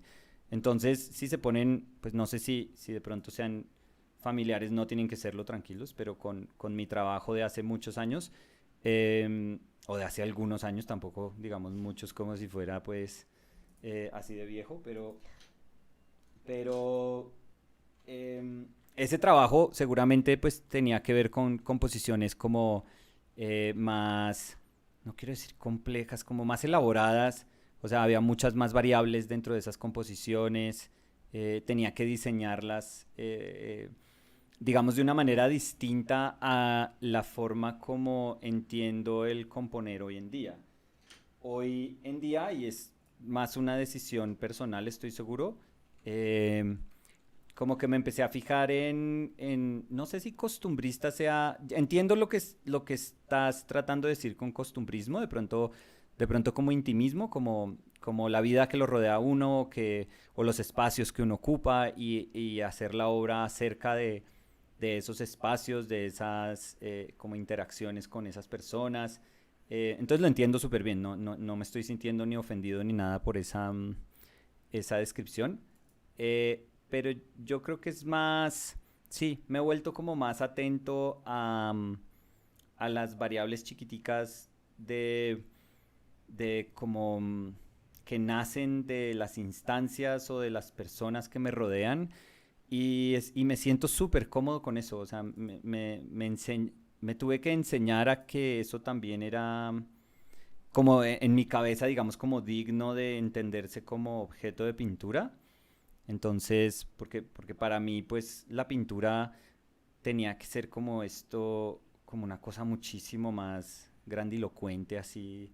Tenía que ver como con una intención también muchísimo más grande de expresar mediante la imagen. Y, y no, yo creo que parte de mi proceso ha tenido que ver con desmitificar un poco eso y sentirse cómodo con la, digamos, la expresión más simple, más fundamental de la pintura. Sentir como que la pintura no ha sacrificado nada por ser simple, por entenderse como un estudio, digamos, o como un boceto, no sacrifica nada. Entonces, creo que mi proceso me ha llevado como más por ahí, como a tratar de enseñarme a sentirme cómodo en esas instancias, creo. Rosalind Pratt is asking, do you only work one painting at a time, or are multiple paintings going at once? No, right now it's one painting at a time, but when I was doing um, when I was doing work for a show, for example, ¿y dónde está? ¿En Pratt? ¿Dijiste? No. Ah, el apellido. Ah, es que pensé que me estabas diciendo como que era de Pratt o algo así. But when I was doing shows, for example, yeah, I would have to paint a ton of paintings at the same time. It's like the only way. If you want to show, let's say, if you have a year and a half and you want to show, let's say, I don't know, anywhere from like 25 to 35 paintings, which is a lot of work. But I think the shows that I did were usually, I think that was the number, maybe around 25 to 35, 25 when they were a little bit larger. But if you have a year and a half, which is a good, I would say that's kind of like what is expected, like the time that you're given when a gallery gives you a show, they sort of give you that amount of time, I would say. There's no way you're going to be able to do those paintings if you do them one at a time. So you have to teach yourself how to paint a bunch of paintings at the same time, which is not, for me, it's not cool and it's not easy. It was never comfortable. I never felt comfortable. I always felt that if I had to go for another painting, it would just kind of break my rhythm. It would just break my, completely break what I was trying to achieve or to recognize with the paintings that I was already doing. By the way, I asked you guys on Instagram to suggest a few pencil sharpeners for me. And a lot of people said, oh, just use a knife. And I've used a knife for like 20 years. Like, I want the sharpener now. And you guys suggested this, which is, I forget what it is. Kum, maybe? Kum? Yeah. Kum. This guy.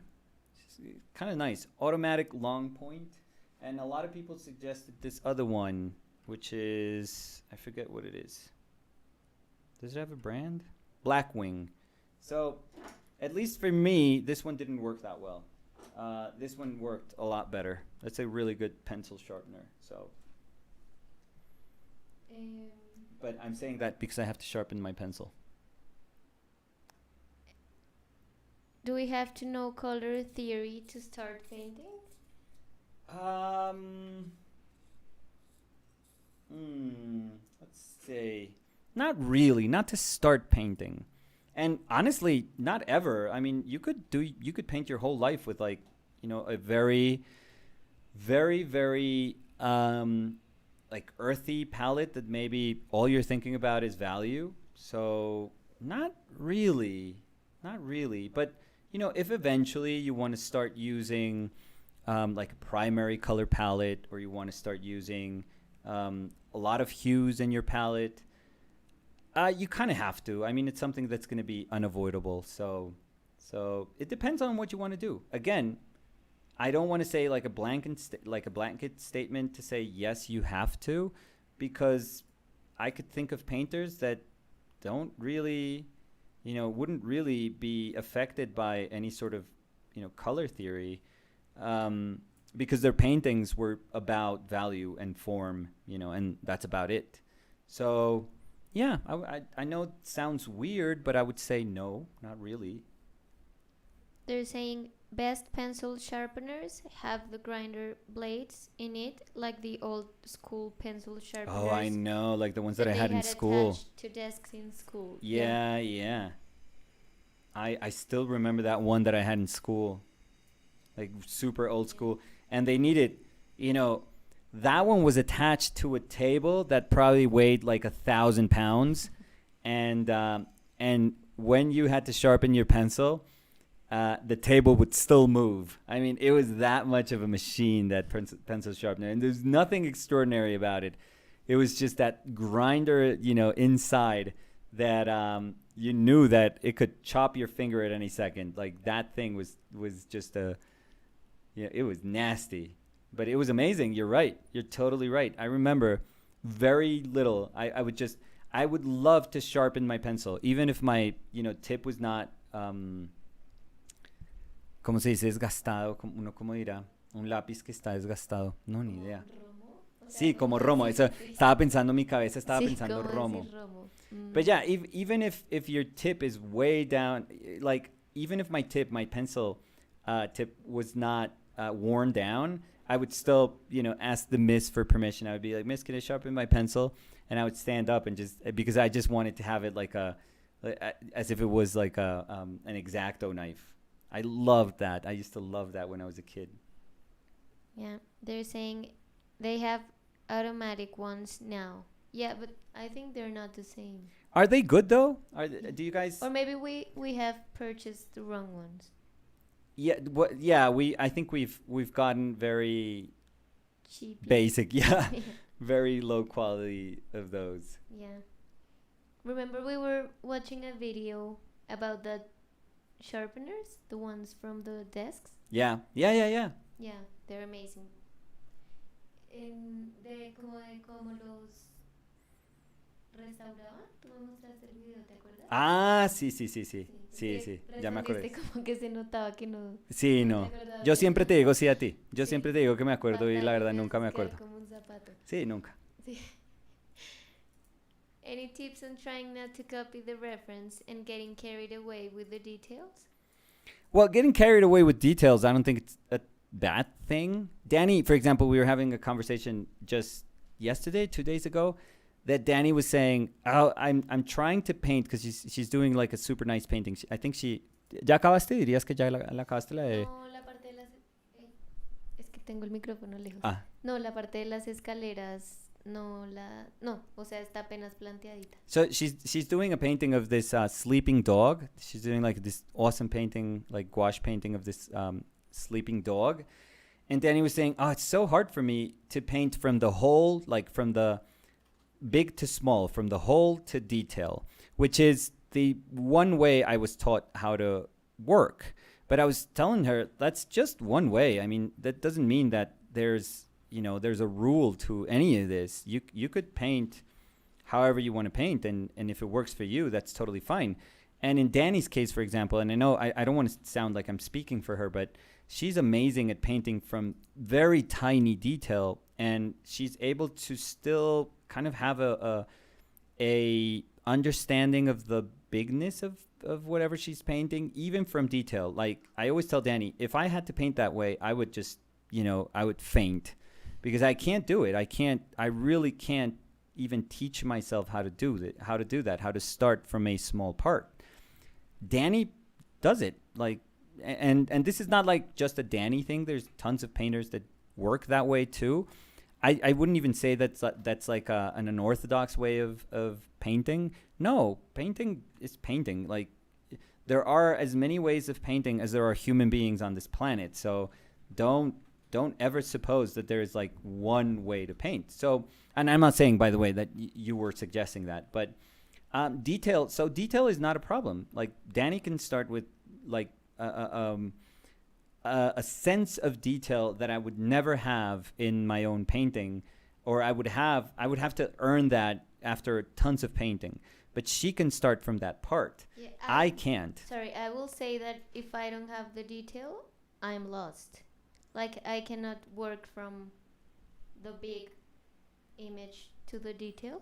Yeah. Like I get super lost. So, yeah, which is in my mind, that's like I've seen her work and I'm like, yeah, that's totally true. But in my mind, I'm like, that's crazy because if I start with a detail, I am completely lost. Like I'll lose my sense of wholeness so quickly. So yeah, so I don't think it's about detail per se, but it's about maybe balancing. Because I don't know how you do it. I don't know how Danny does it. And I don't know what goes through your mind when you're working from small to big. Yeah, but I don't know how you do it. So. Yeah, for me, it's just I don't know. It's just like super easy to say, okay, I'm gonna start with a big mass, like those big lines, and then go very small. Go or slowly go smaller and smaller and smaller. But the thing is that I feel that I can't unsee the details that I'm seeing. So I cannot see like an area and not like think about all the little color changes that are happening. So that's why I work from detail to detail because I don't work from detail to the big thing. So yeah.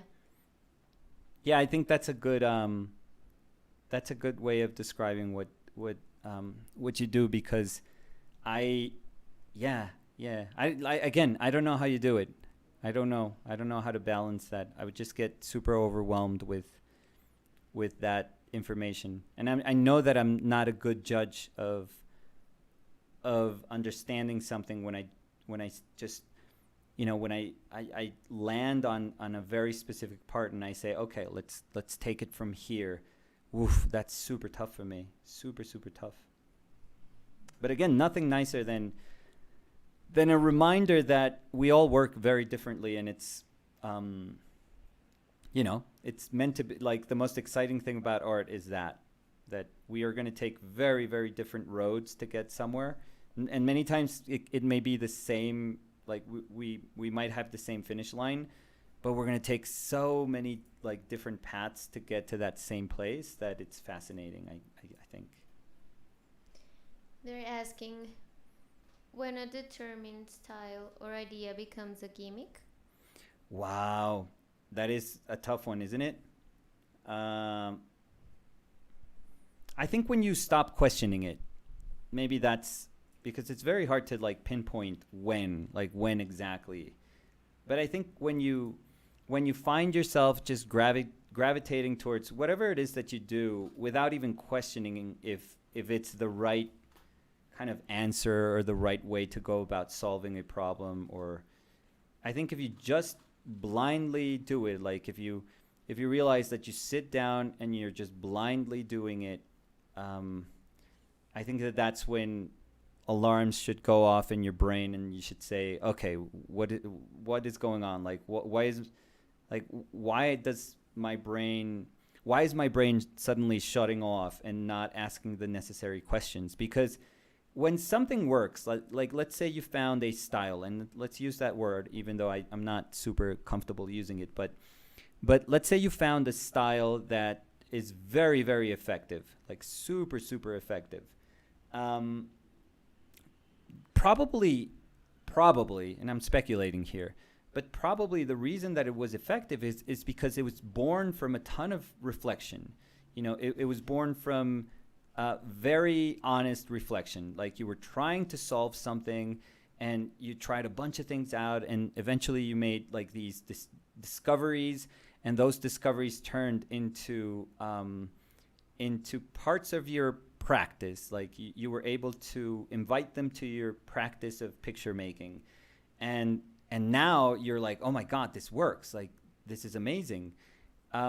So their origin is always like a pure one. It tends to be a very pure one, but eventually if you're just, again, if there's no questioning surrounding those decisions that you're making, then I don't know. I think that then the essence, you've betrayed the reason why those things worked in the first place. I think you're betraying the one thing that made possible that you were able to discover those very wonderful things, which again was questioning, was a ton of questioning. So I think that, yeah, terrible things happen when we just grow accustomed to ourselves, and we just work kind of blindly. It's almost as if we've reached a place that is free from questioning. It's like where all the answers lie, and we just don't want to move further. I think that there has to be a willingness to always move forward, whatever that means. It doesn't mean that you're going to draw better. It doesn't mean that you're going to paint better. But it just means that you want to move. You want to learn more. You want to teach yourself more. And as soon as that drive just disappears, then that's when problems start to happen, I feel. Well, problems in the sense that that you become a caricature of yourself. So that's when you realize that, that meme of Cristiano was, better than any of your paintings. So it happens to all of us. They're saying show more Danny's works, please, but it's not finished, so... Pero puedes mostrarlo si quieres. No. Si quieres. No te voy a... Sí, está muy lindo. I'm gonna upload it to Instagram, maybe, I don't know, in 2 days. So if you wanna go check it out there, because it's not finished. It's not quite finished now, so. Es que no sé, siento que las escaleras hacen que pierda mucho, ¿no? No sé, a mí no me molestan tampoco, pero como te sientas tú cómoda, eso sí. Tú lo decides. De pronto ahorita lo traigo. Bueno. Tu mamá, cuando estábamos hablando de los lápices, Sí. dijo, worn out es desgastado en inglés. Ah, gracias, la Olguis. Sí, no había leído. Grande Olguis. Grande Olguita. A ver. Dicen italiano. Uy, léelo. A ver. No. No, pues obvio no te están diciendo italiano. A ver, para ver si tú hablas en italiano. No es que escribieron algo en italiano. Ponle sì. Responde sì. Sì, io parlo italiano, ¿eh? Sí. A ver, ¿con qué salgo? Van Sant is saying hi. Pues, hola. Hi, Vincent.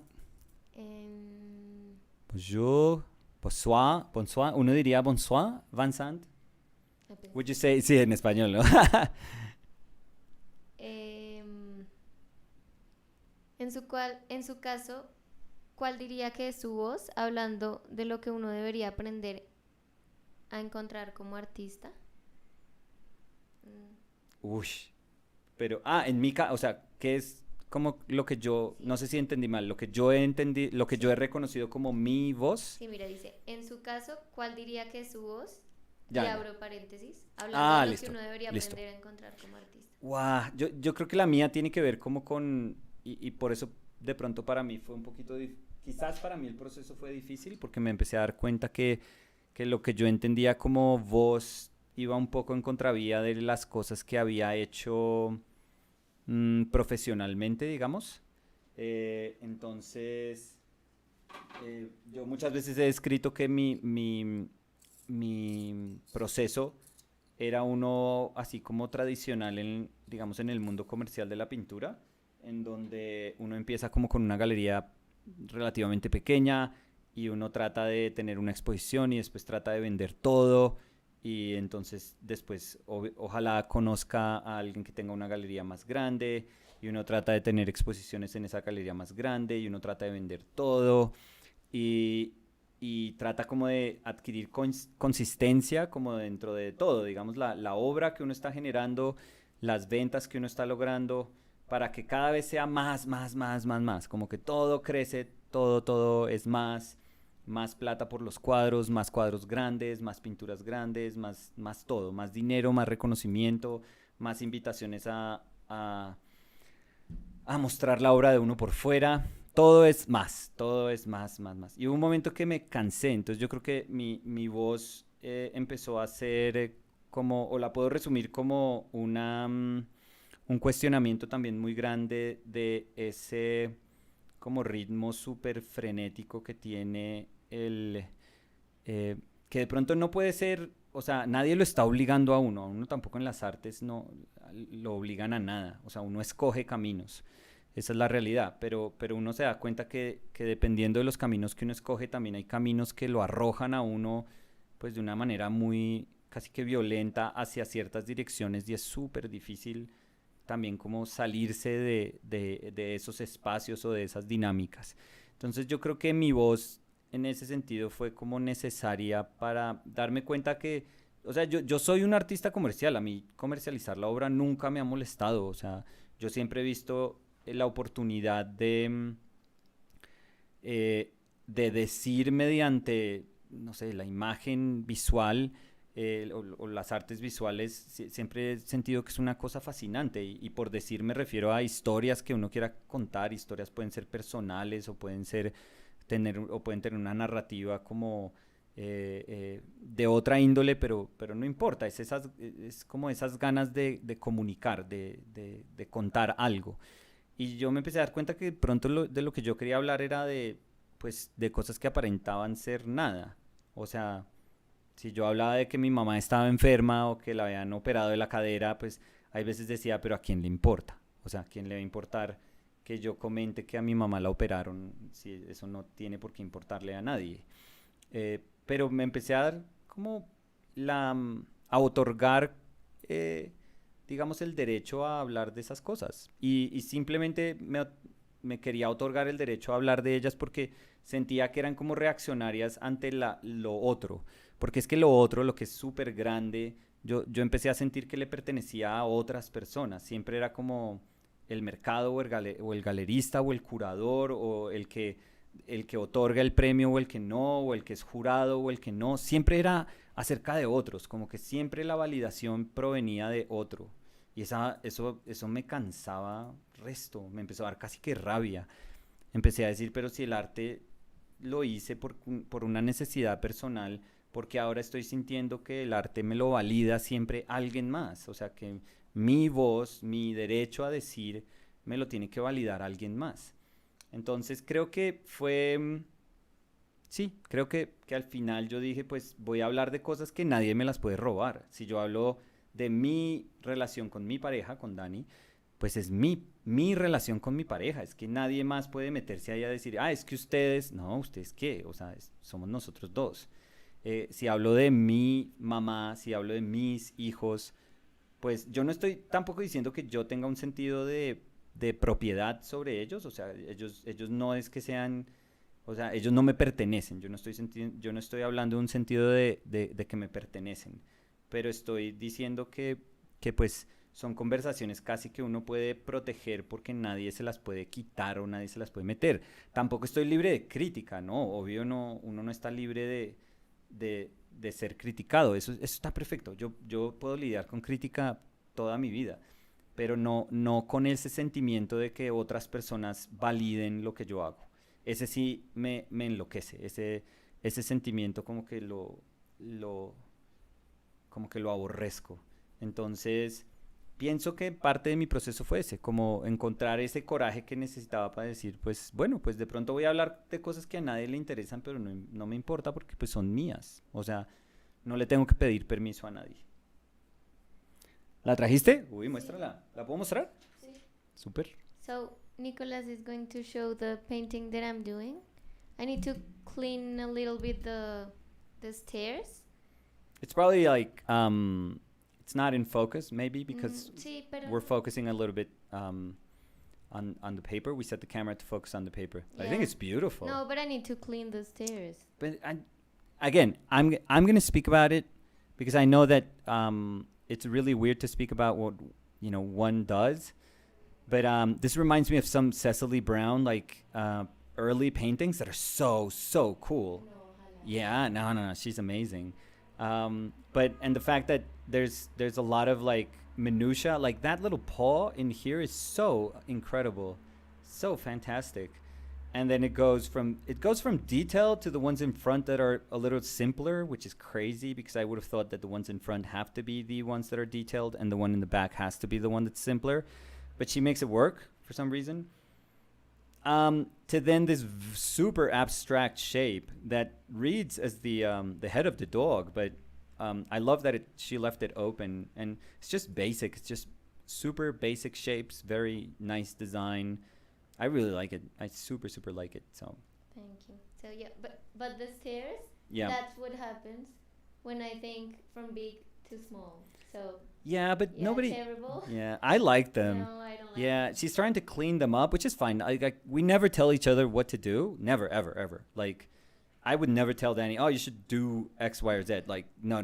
She'll do whatever she wants to do with her work. That's none of my business. So, but when she showed it to me, I was like, and they were like this, like kind of blocked in. I really liked them because I thought they were super abstract. Like, I could care less if these are stairs. So it's just a space. It doesn't really matter. But Danny's also like super stubborn, and she'll be like, yeah, no, I want to do the stairs and I want to clean them up. And that's how we are with each other. Like, it doesn't matter. Like, we want to hear what the other one thinks, but I think deep down with both of us, we're like, okay, thank you, but I'll do whatever I want. No, like we care, but no, excuse no. You We- guys see- We care, but we don't. yeah, we care, but we also know what we want.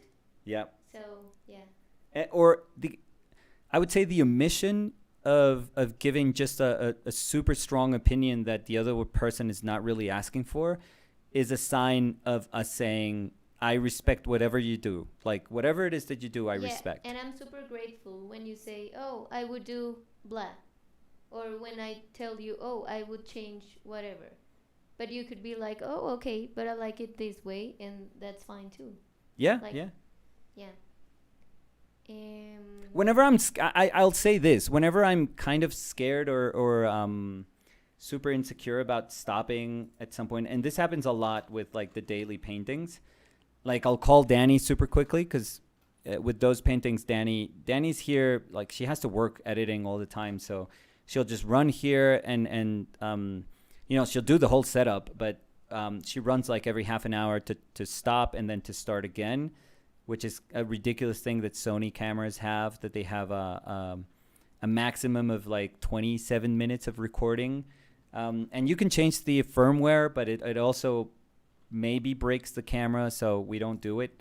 But anyway, when she comes in, if I'm feeling like I'm not really doing anything, or if I'm super insecure about how the painting is going, I always ask her, I was like, do you think this is enough? Like, I always have I'm always afraid of something not feeling like it's quite enough.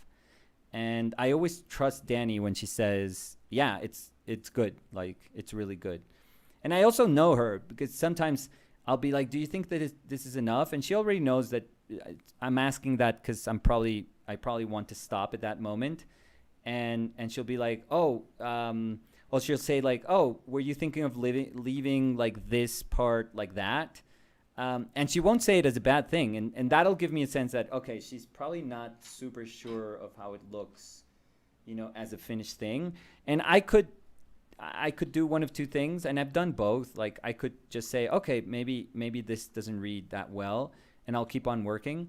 But there's also many times that I say, I become like super defensive, and I'll be like, oh no, I don't care, and I'm just gonna leave it like that.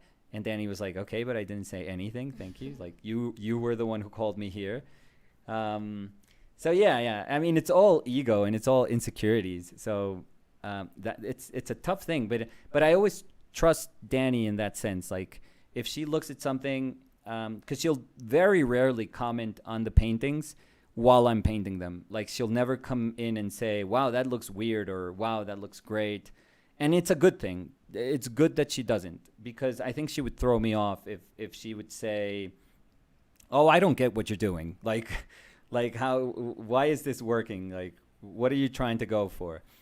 If she would do that, which is very, I don't know, it's normal to ask those things, I would say, I would probably feel more insecure about while I'm painting it. So, and that would probably show. So she never says anything. She'll say something when I tell her, okay, I'm done. And then she'll say, I know when she really likes something, because she'll say it like immediately. And when she likes something, is when I usually know that it went really well. But that doesn't happen often. So that I don't like things. No. But I think it's the same proportion of times that I feel that I make something super nice.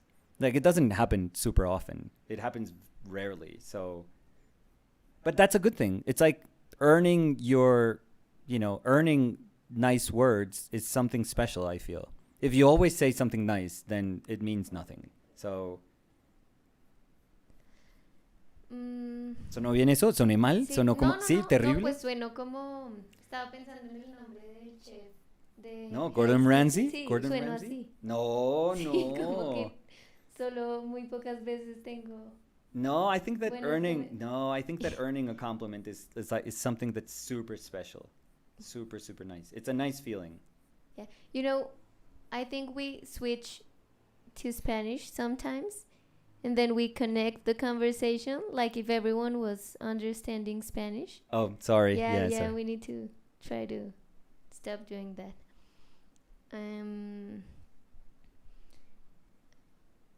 They were asking, they were telling you to please speak a little more in Italian. So No. there you go. No. 1, 2, 3. No. No.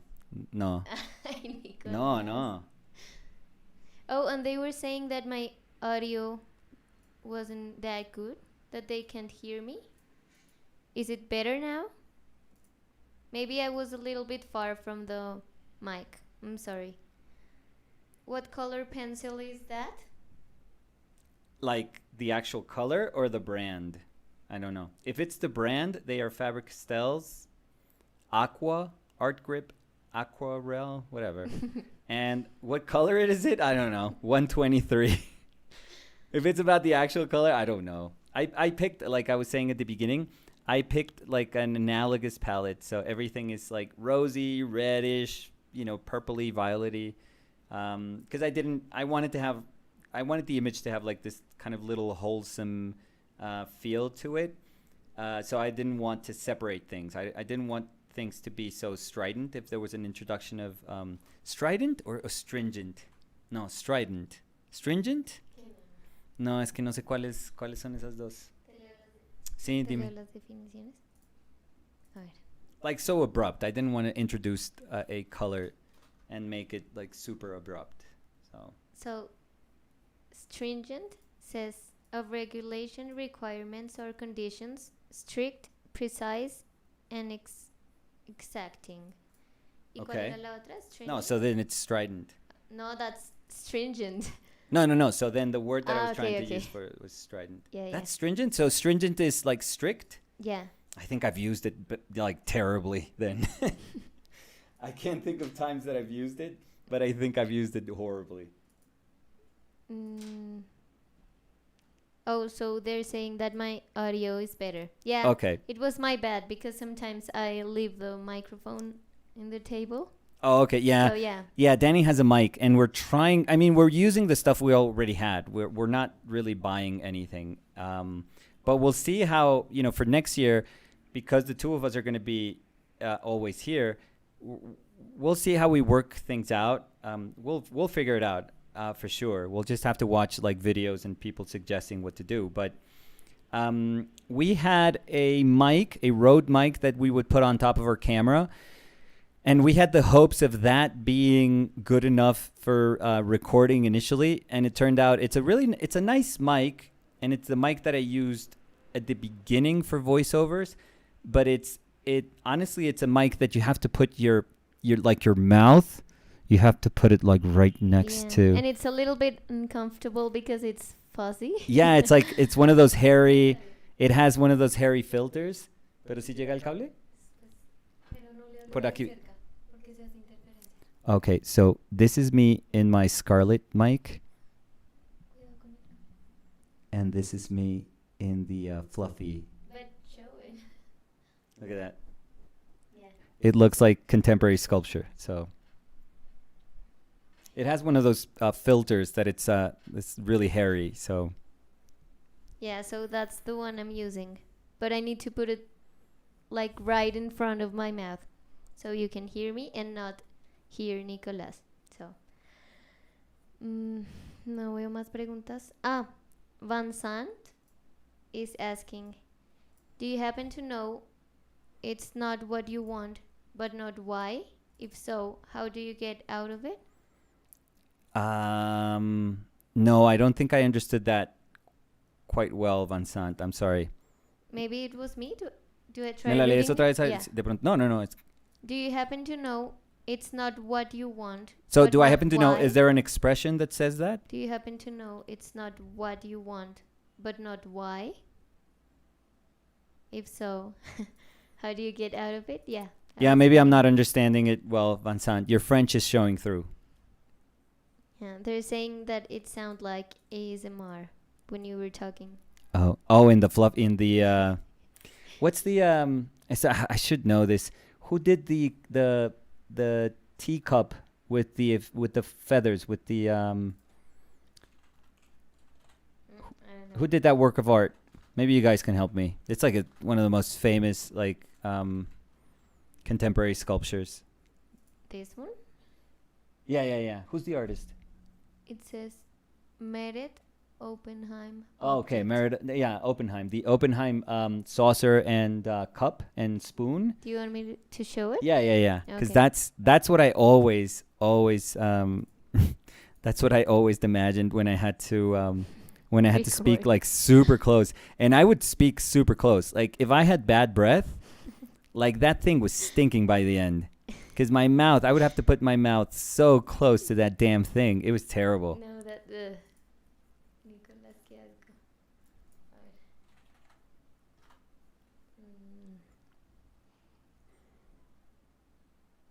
Hi, Nicolás and Danny. Where do you get the references for your daily paintings? So most I would say, I mean, if you see Danny or if you, I don't know. I mean, I speak as if people now recognize Fer or Samu or Danny or my mother or, the space that we live in or, yeah. So I would say a lot of them, maybe 75% is just us, our lives, and that's about it. Objects that we have here, or if we go outside, it's photos that I take outside, or, it's just very, very, very homely, just regular, ordinary photos shot on your phone. But sometimes I paint other artists friends, people I respect, and I just want to, by painting them, have an opportunity to speak about them.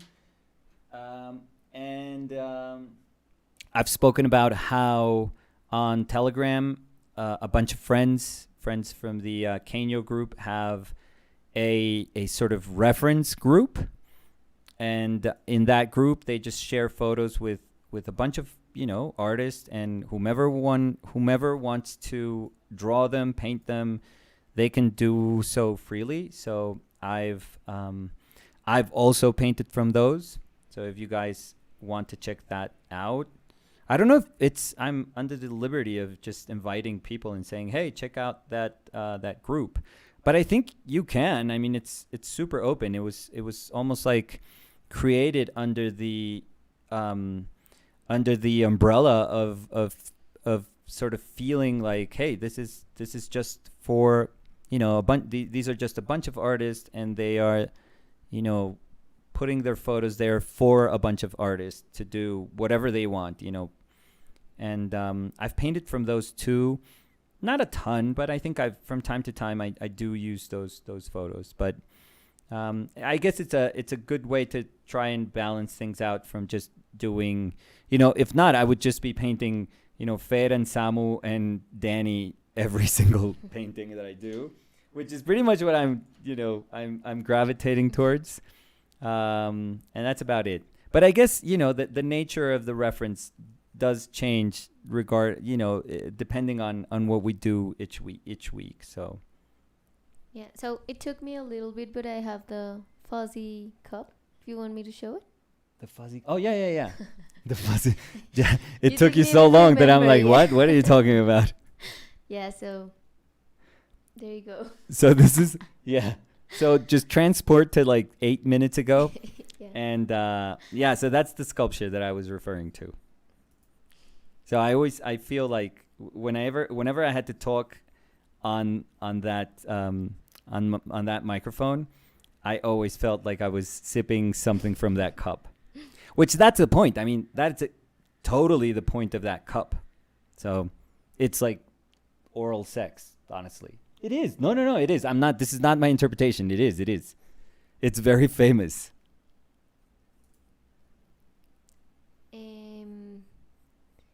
What should I do if I want to quit drawing just because I feel frustrated? Just for that reason, I would say don't. I would just say, I mean, I can't tell you what to do. First of all, I wouldn't. I'm nobody, so I can't really tell you what to do. But I would ask you to consider that frustration is always going to be a part of drawing or anything in life. Trust me, like absolutely anything. So it's probably better to arm yourself, not against frustration. I've often spoken about how I think that I'm not saying that the way I deal with it is like the best way. I'm just saying that this is the way that I learned how to deal with it. And it's just by understanding that it's always there. It's always going to be there. It's like there's a horrible partner that you didn't ask for, but it's never going to leave. So it's your choice. It's your decision to be annoyed by it and to let it have power over you. Or it's also your decision to say, you know what? I know it's going to be here. I know it's going to be part of my life. Let me teach myself how to be okay with this. And that's it. That's all you got to do. I mean, it sounds easier said than done, right? But if you just accept the presence of that feeling, and you just know that it's a natural part of what you're doing, and that again, it's never ever going to go away, then you're going to be okay with it, and you're going to be okay with yourself feeling it, which is probably the most important part. Remember the question of Vincent? Yes. Yeah, so he said, when you're in the middle of a painting and you Yes. realize that it's not going in the direction you wanted. Yes. Like you wanted a baguette, no sé cómo se pronuncia. Baguette, and it looks more and more like anything but a baguette. Yeah, so the question was, Thank you for the very French example, Vincent. do you happen to know it's not what you want, but not why? If so, how do you get out of it? So do you get it now? Maybe. Could it be like could it be something akin to it's not what you wanted, but it is what you needed? Maybe it is kind of like that expression. Yeah, I think I've done paintings where definitely, Vincent, the intent changes because my ability is, it could either be that I didn't connect with my subject matter the way I thought I would.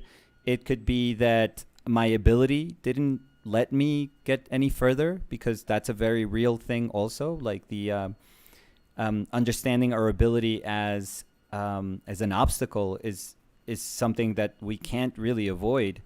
And I think that sort of reassessing what we're doing, almost like having like a GPS. That a GPS, when you get lost, it has to recalculate, where to take you, and it has to, drive you through off routes and in order to take you back on track. I think that we have to do that with painting, with the exception that we're not really going back on track because maybe we don't really know what we're doing now.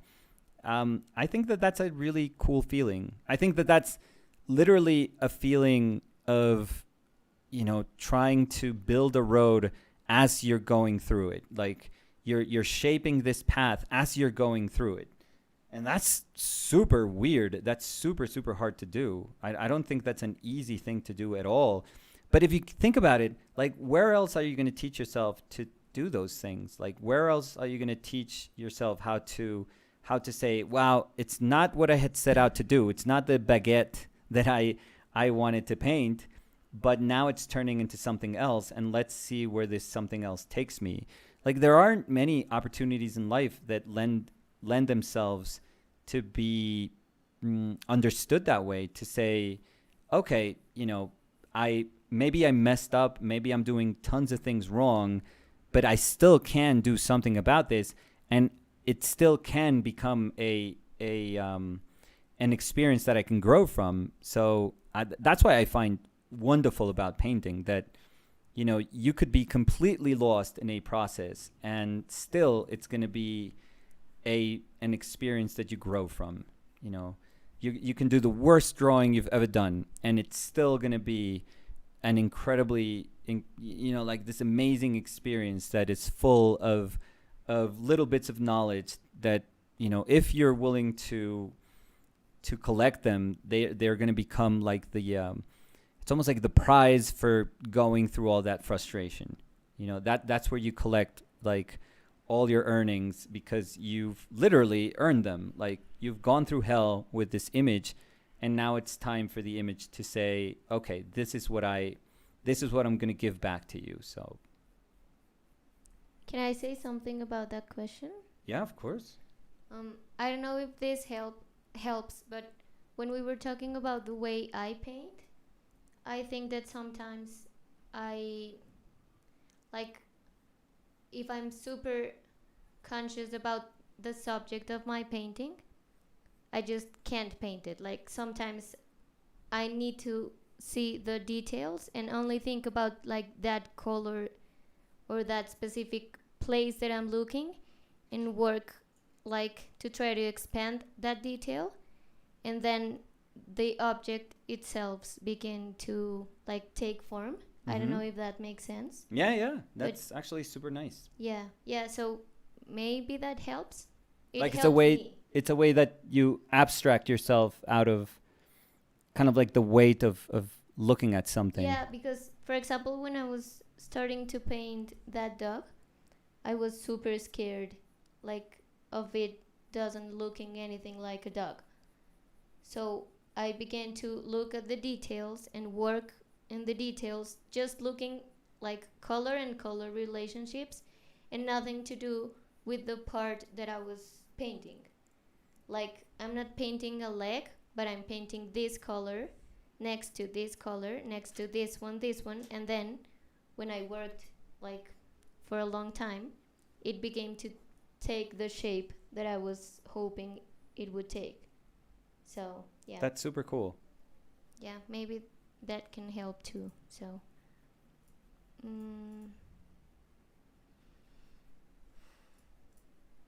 another language question for me. Why are you so good in English? Very fluent. So of course that's not for me. So Of course. Of course. Of course. No, te estaban echando flores y ya, mira. ¿A mí? Claro. ¿Yo? La que dijo grabbing en vez de recording? Sí. No. We're arguing. Well, not arguing, but we're saying that you're talking about Danny. Of course. I'm super fluent. Nicolas, but answer the question. It's to you. I'm sure that question was for you. No, so Nicolas is fluent because he ¿cómo se dice? He lived. Ya se me olvidó. No, He lived in New York for I don't know how much, like 8 years, 10 years. Yeah. So yeah, that's why. And but you also went to a school where we were taught in English, so Yeah, but yeah, my school was better. no, mine is better. Yeah. Yeah, and you know that. Yeah, keep telling yourself that. When to commit to an outline of the drawing? I'm committing right now. That's a good question. Good timing for that question. It takes me a while, I feel. It takes me a long time to just, and I'm because my outlines are very sort of design oriented, I feel. So I always have this ambition to have these beautiful sort of Muka-esque outlines, which I obviously don't have. But that's always been kind of like a dream of mine. But it's not how I work. It really isn't even how, the character of my drawing, I feel. But I really like it. So I always try to push myself to get to those, but I can only I can only get close to the confidence that I need from doing those up until the end. So it's very strange. Ivan is saying that the fluent thing is caused by the egg-shaped head, Danny. If it's egg-shaped head, they're talking about me. Sí, no, Iván, es que, o sea, acá entre nos, sí, hablan de la cabeza de huevo de Nicolás, mi cabeza es Danny rarísima. has a head like a. Well, I'm not saying this is not coming out of nowhere. It's just that somebody was commenting on my egg-shaped head, which is totally egg-shaped. I would say the Danny's head, it's super peculiar. Yeah, it's super weird. It's like a brick. No, It's like a brick. It's just it's sharp angles. No, but Very sharp no, angles. it has like sharp. Yep. And like rocks. Yeah, like a brick. No. Like literally what I was describing. No, a brick. The brick is like homogeneous. No. But yeah, it's. It's super weird. Yeah. It's like, I don't know if maybe the one hang up I had when I met her. It's like, you're amazing. You're probably the most amazing person I've ever met in my life. But what's wrong with you? But the shape of your head. Yeah. And they're saying, Danny, do you have an Instagram with your paintings? I have an Instagram, but I really don't use it that much. But I'm trying to work on that, so maybe if you want to check it out, I'm gonna be uploading a lot more of my work, and it's Daniela OCMP. So I will type the name for you, the username. Qué pena linda si gruñí. Sí, cuando dije que iba a mostrar mi No, it has no. It's just that I'm trying to. I think I overdid like a little strand of hair, but I'm gonna leave it. If we committed to, I was apologizing to Danny because I grunted when she was saying like, yeah, but I don't. Yeah, I'm gonna like share. I'm you. gonna share my Instagram page, and I was like, yeah, no. That's not me controlling her. That's me just being frustrated that this dumb little strand of hair, like, I wish I could have done it differently. But, we'll commit to the idea of no eraser. So. Yeah. So when I was talking about my, se me está olvidando todo. ¿Cómo se dice consejo? Advice. My advice for Van Sant, they said, so Danny is the winner in patience. Her painting. What? Why? Where did you guys? How did everyone come up to that conclusion? Because I am. No, but I'm feeling robbed. It's like it doesn't. I mean, it came out of nowhere. Still am more patient. I have more patience than you, but whatever. Hi Nicolas. Hi Danny. How would you bring the portrait to life through technique? What? Woof. That's a heavy question. I don't I don't know if I'm understanding it quite correctly. But if you're talking about bringing something to life, which is like this super complicated question of trying to understand some like the essence of something, the essence of what you're working on. That's a tough one. I don't really know. I don't really know how to like if there's a way that you could teach anyone to understand how to connect with a subject matter in that way, in that manner. At least I can't find a way that I would properly, turn into an advice. Like, I don't know. I think it's one of those things that you kind of get there when it makes sense, when you're doing things right. And by right, I mean when you're connecting in the right way with your subject matter, maybe. But it's just such a tough thing to answer, I feel. It's tough. And it's tough for a reason. I mean, it's just not meant to be easy, I guess.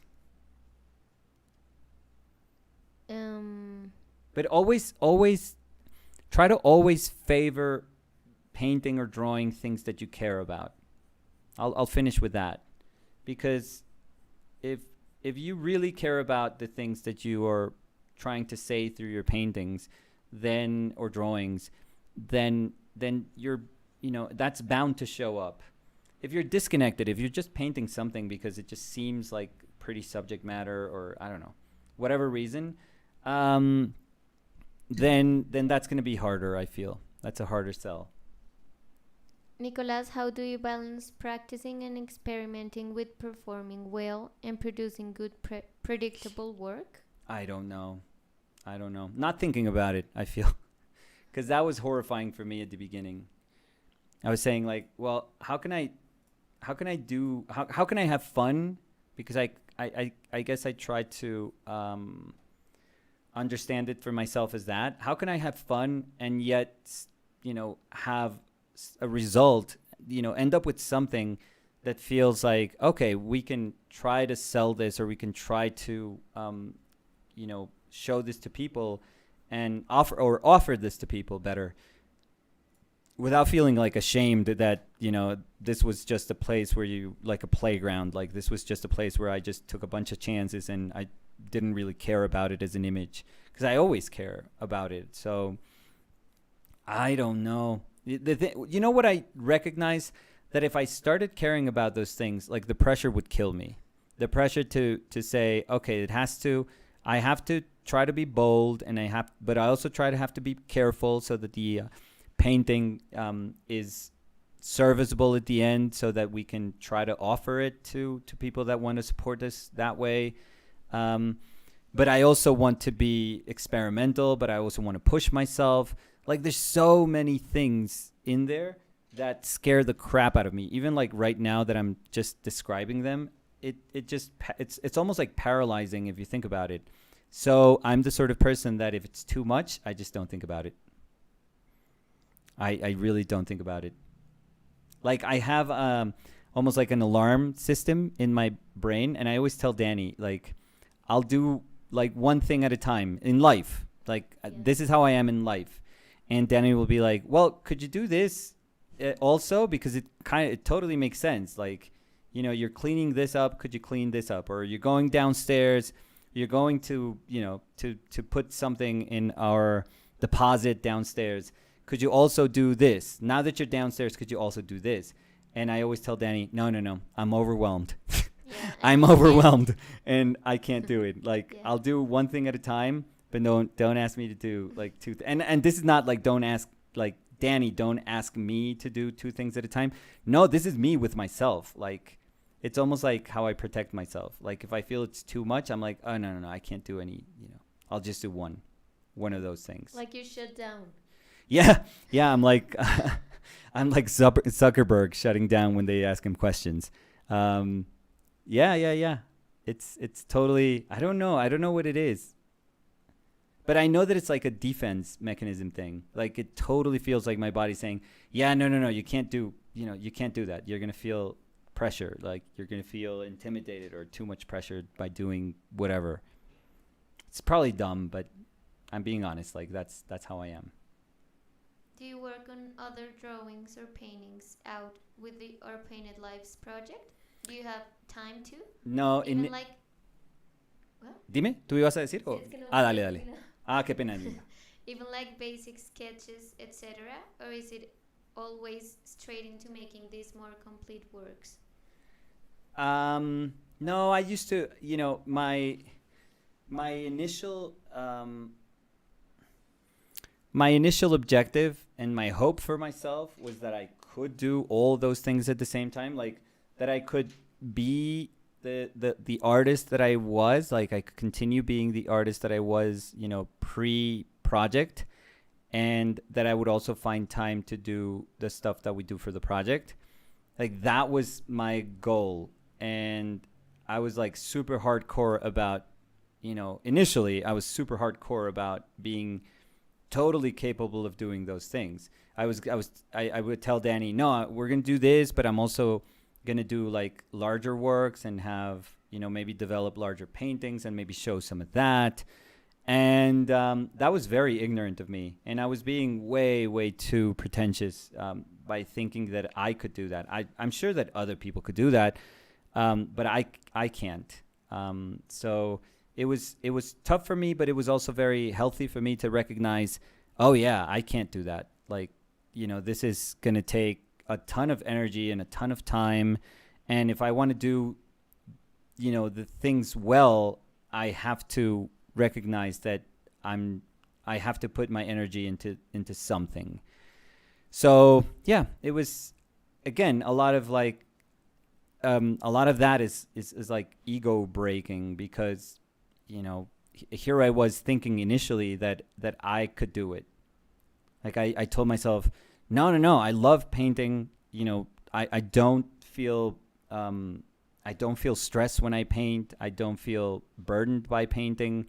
I never do. Like, this is going to be super easy for me. This is going to be cake. Like, it's just going to be a lot of work, but I'm never afraid of a lot of work. And no, it's just, I think it's just emotionally draining. It's very different. It's a very different sort of work. So I had to come to terms with that and say, yeah, no, I can't do it. I can't do it. I wish I could, but I can't do it. Siempre me ha costado decidir qué cambiar de una referencia fija como una foto. ¿Cómo le hace para decir esos cambios angulares, las distorsiones, las sutilezas tonales y el cambio de formas? Entre paréntesis, boca, pregunta Iván.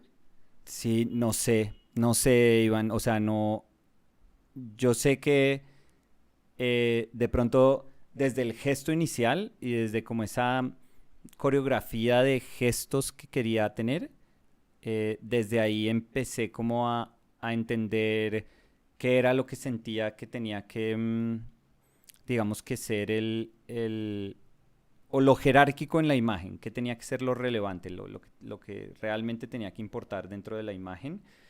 En momentos específicos, la nariz o la boca. Yo creo que a Fer me pasa mucho que le doy... Bueno, Fer tiene como una boca de piquito también, pero le hago más como la boca mía. Yo a todo el mundo termino haciéndole como mi boca, o sea, es Hasta terrible. mí. Sí, sí, a Dani, a todo el mundo. No sé, eso es como lo que dicen, que uno termina haciendo autorretratos cuando dibuja o pinta a otra gente. Y pues tiene mucho sentido, porque uno es la persona que uno más conoce. O sea, la persona que uno más visto en el espejo es a uno mismo.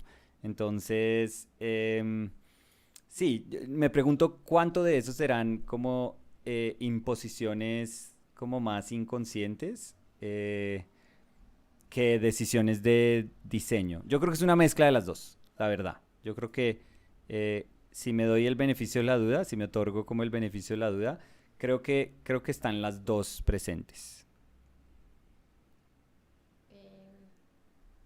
Espera. Tenía otra pregunta acá.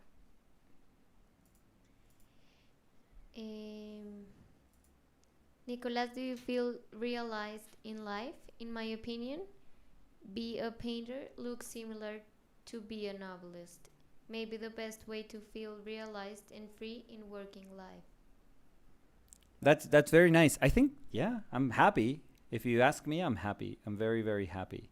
So maybe that's just or I'm using it, or I'm understanding it as a synonym for feeling realized. Are there things that I still want to do? I think so. I guess I obviously do, but I think they are of a different character than if you had asked me this same question many years ago. Many years ago, I would have told you that I wanted to make kick-ass paintings. Like I would have been super bro-ish, and I would have been like, yeah, painting dude, and I would have just wanted to kick ass, like I would have just wanted to be known for making like super cool paintings. Nowadays, I don't really care. I think I do cooler work when I just don't, I liberated myself from caring about those things. So maybe what I want to do in life is probably far more, I don't know, it's far more abstract now than just something that's that has to do with painting. Sorry, is that I realized that I said that I was going to write down my username Okay, and I forgot. So because of my grunt? yeah, Okay. of course, because of your grunt. And they were saying Spanish sounds so beautiful in the ear, even though I understand none of it. Yeah, and the funny part is that like the 90% we are talking in Spanish, we are just talking about. Oh yeah, we're Yeah. being dumb. Yeah. It's not even like good Spanish. Yeah. Estoy buscando más preguntas. No. Well, while you do that, if you want, I can speak a little bit of what I've been Sí. doing, because I think Yeah.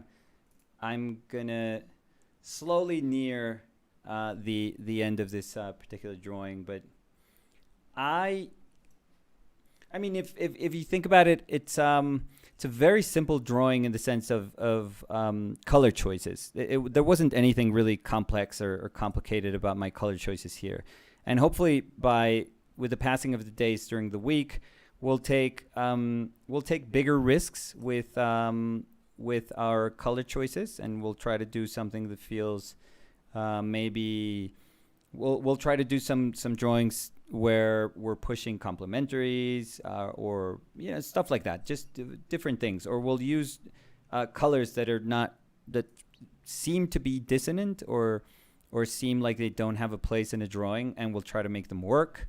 And hopefully the drawing will be strong enough, like the fundamental drawing will be strong enough in those drawings that it can hold those things together.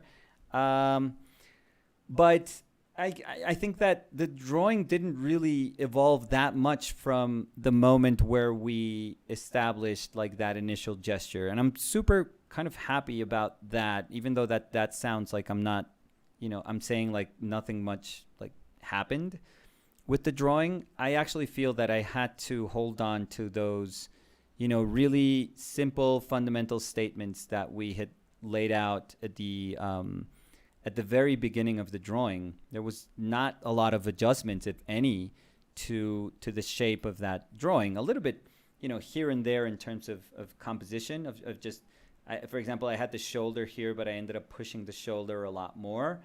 But that's about it. But I think that the initial gesture kind of gave me like a super simple, invisible through line that I could follow for the execution of the drawing. So in that sense, I think it was good. I mean, that was hopefully what I was planning to have.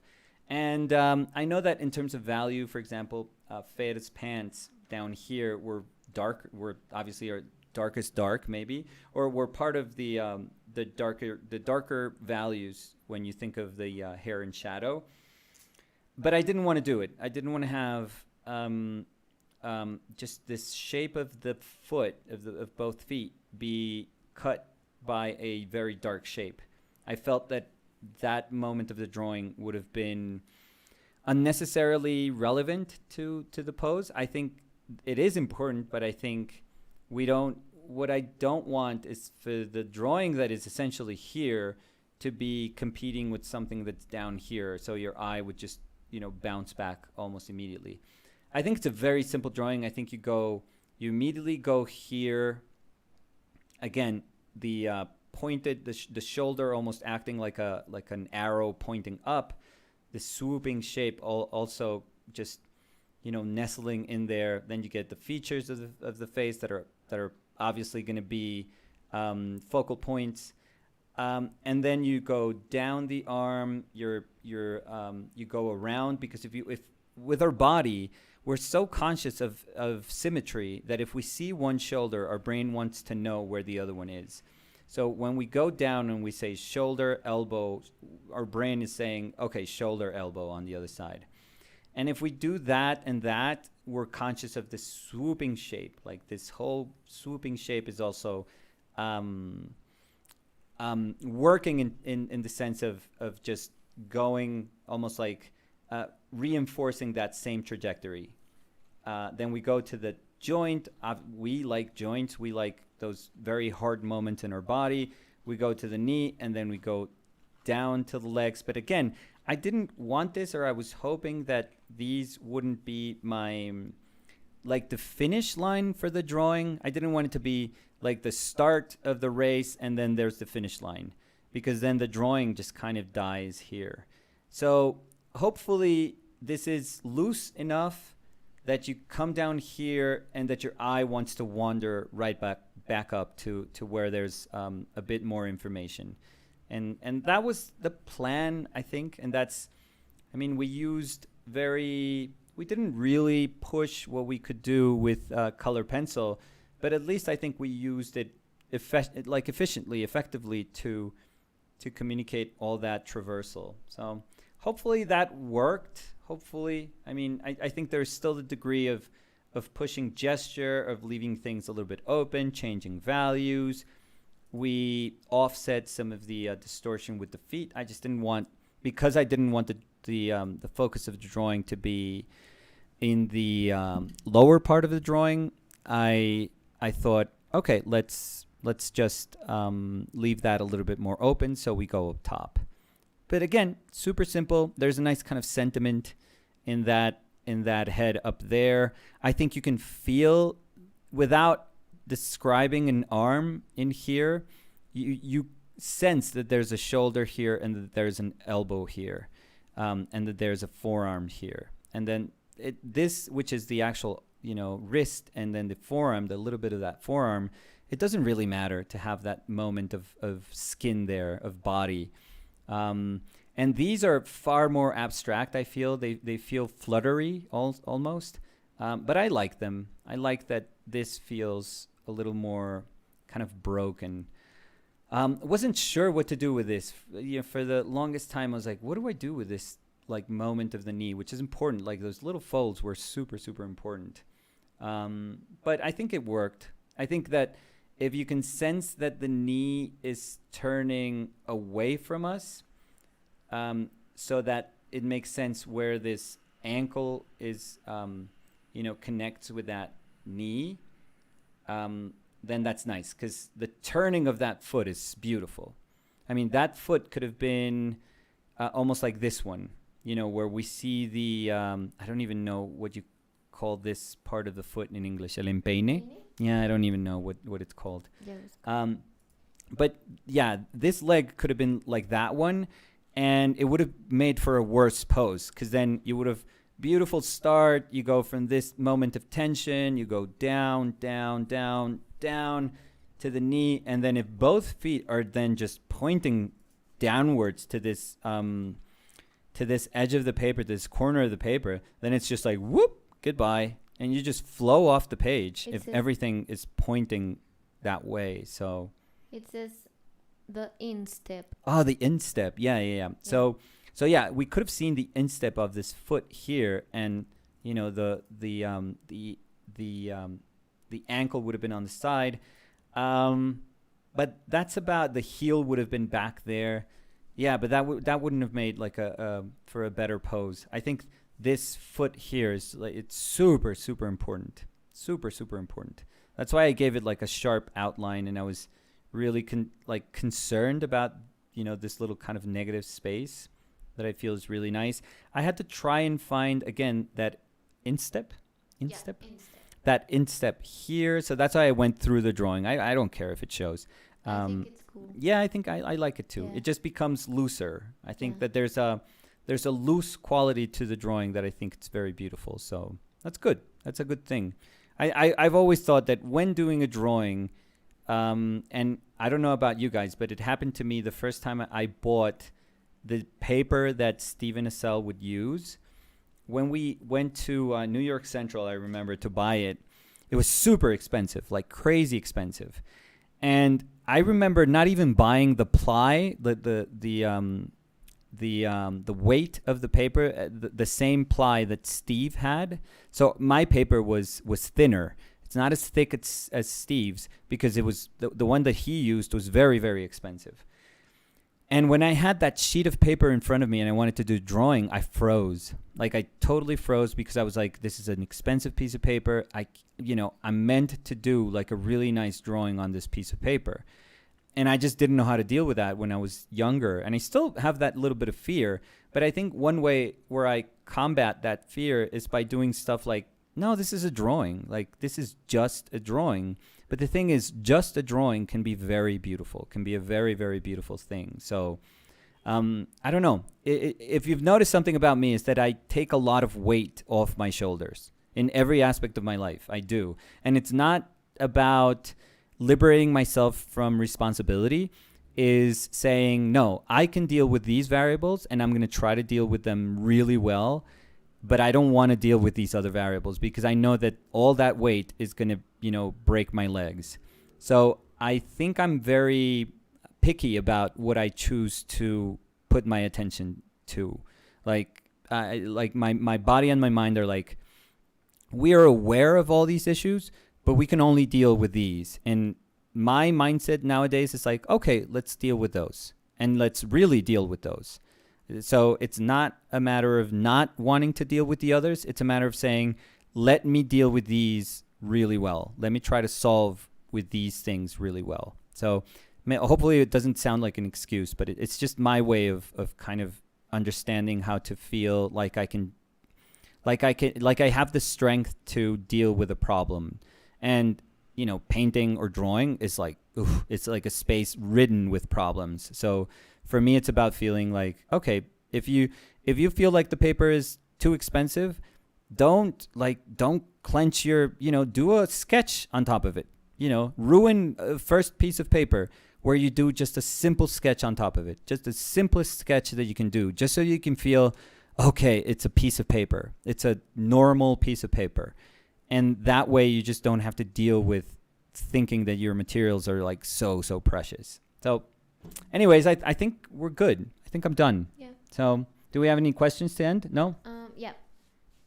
They're saying, have you even think to stream your sessions on Twitch? Oh, yeah. Somebody on, I guess last week also asked us about this. We're just super unfamiliar, and we haven't done the homework, I'll be honest. Yeah. Because somebody also suggested that we watch the OA, the show. Yeah. Yeah, we're not liking it. We're not liking No, it's it. way too slow. Oh my God. Do you I have don't know. any other Netflix? Yeah, or I don't know if it picks up. If somebody has watched it and they really like it, and if it really picks up, you should let us know, because oh my God, it's like molasses, that show. It's just slow. I mean, I'm all for like, slowing down on a show and just having like really cool conversations, but at some point I'm like, oof, come on. I mean, it's not even like great acting. Like, I can take amazing conversations if the script is incredible, and if the acting is amazing. I can watch a 4-hour film of two people talking. Like, that's no problem. But this one, I don't know. So we were trying to watch it. We were like, let's give it a shot. But I think last night we were like, oh, this is not good. Yeah. So we have two different, like opposite sides. Oh, Yeah. yeah? So they're saying, I suggested Twitch and I don't recommend the OA. And they're saying it picks up. The OA is so good. Haha. Oh, Dark oof. is slow too. The No. OA is great. But I maybe don't Dark. think Dark is slow. Yeah, Because me you're neither. always like in the Yeah, moment. and you like know what you're it is? thrilled to know what's going to Right, happen. and the but characters are incredible, and Yeah. I think the acting is superb. I think the acting is fantastic on that show. It just feels like real life. But whenever the OA woman is talking, I don't even know her name. That's how badly Her I'm. name is the OA. Yeah, but Prairie. no, Prairie. But whenever she's speaking, I'm like, oh God, I'm lost. Like, that's not what a regular person talks like. Or even like the people that she's with. Like, it just feels, I don't know. It feels like forced life. I don't know, like this forced regular life. I don't know if that makes sense. So they're saying OA will blow your mind. Okay. Keep going. Okay. I Is she- suggested the OA because it's a slow burn like the dark. Okay. No, And- but for us, dark was like a million Yeah. miles an hour. My heart was like beating like crazy. And someone else is saying you gotta try Signal. So maybe we can give Okay. it like We'll give it two more episodes. Yeah. And we'll see where it goes.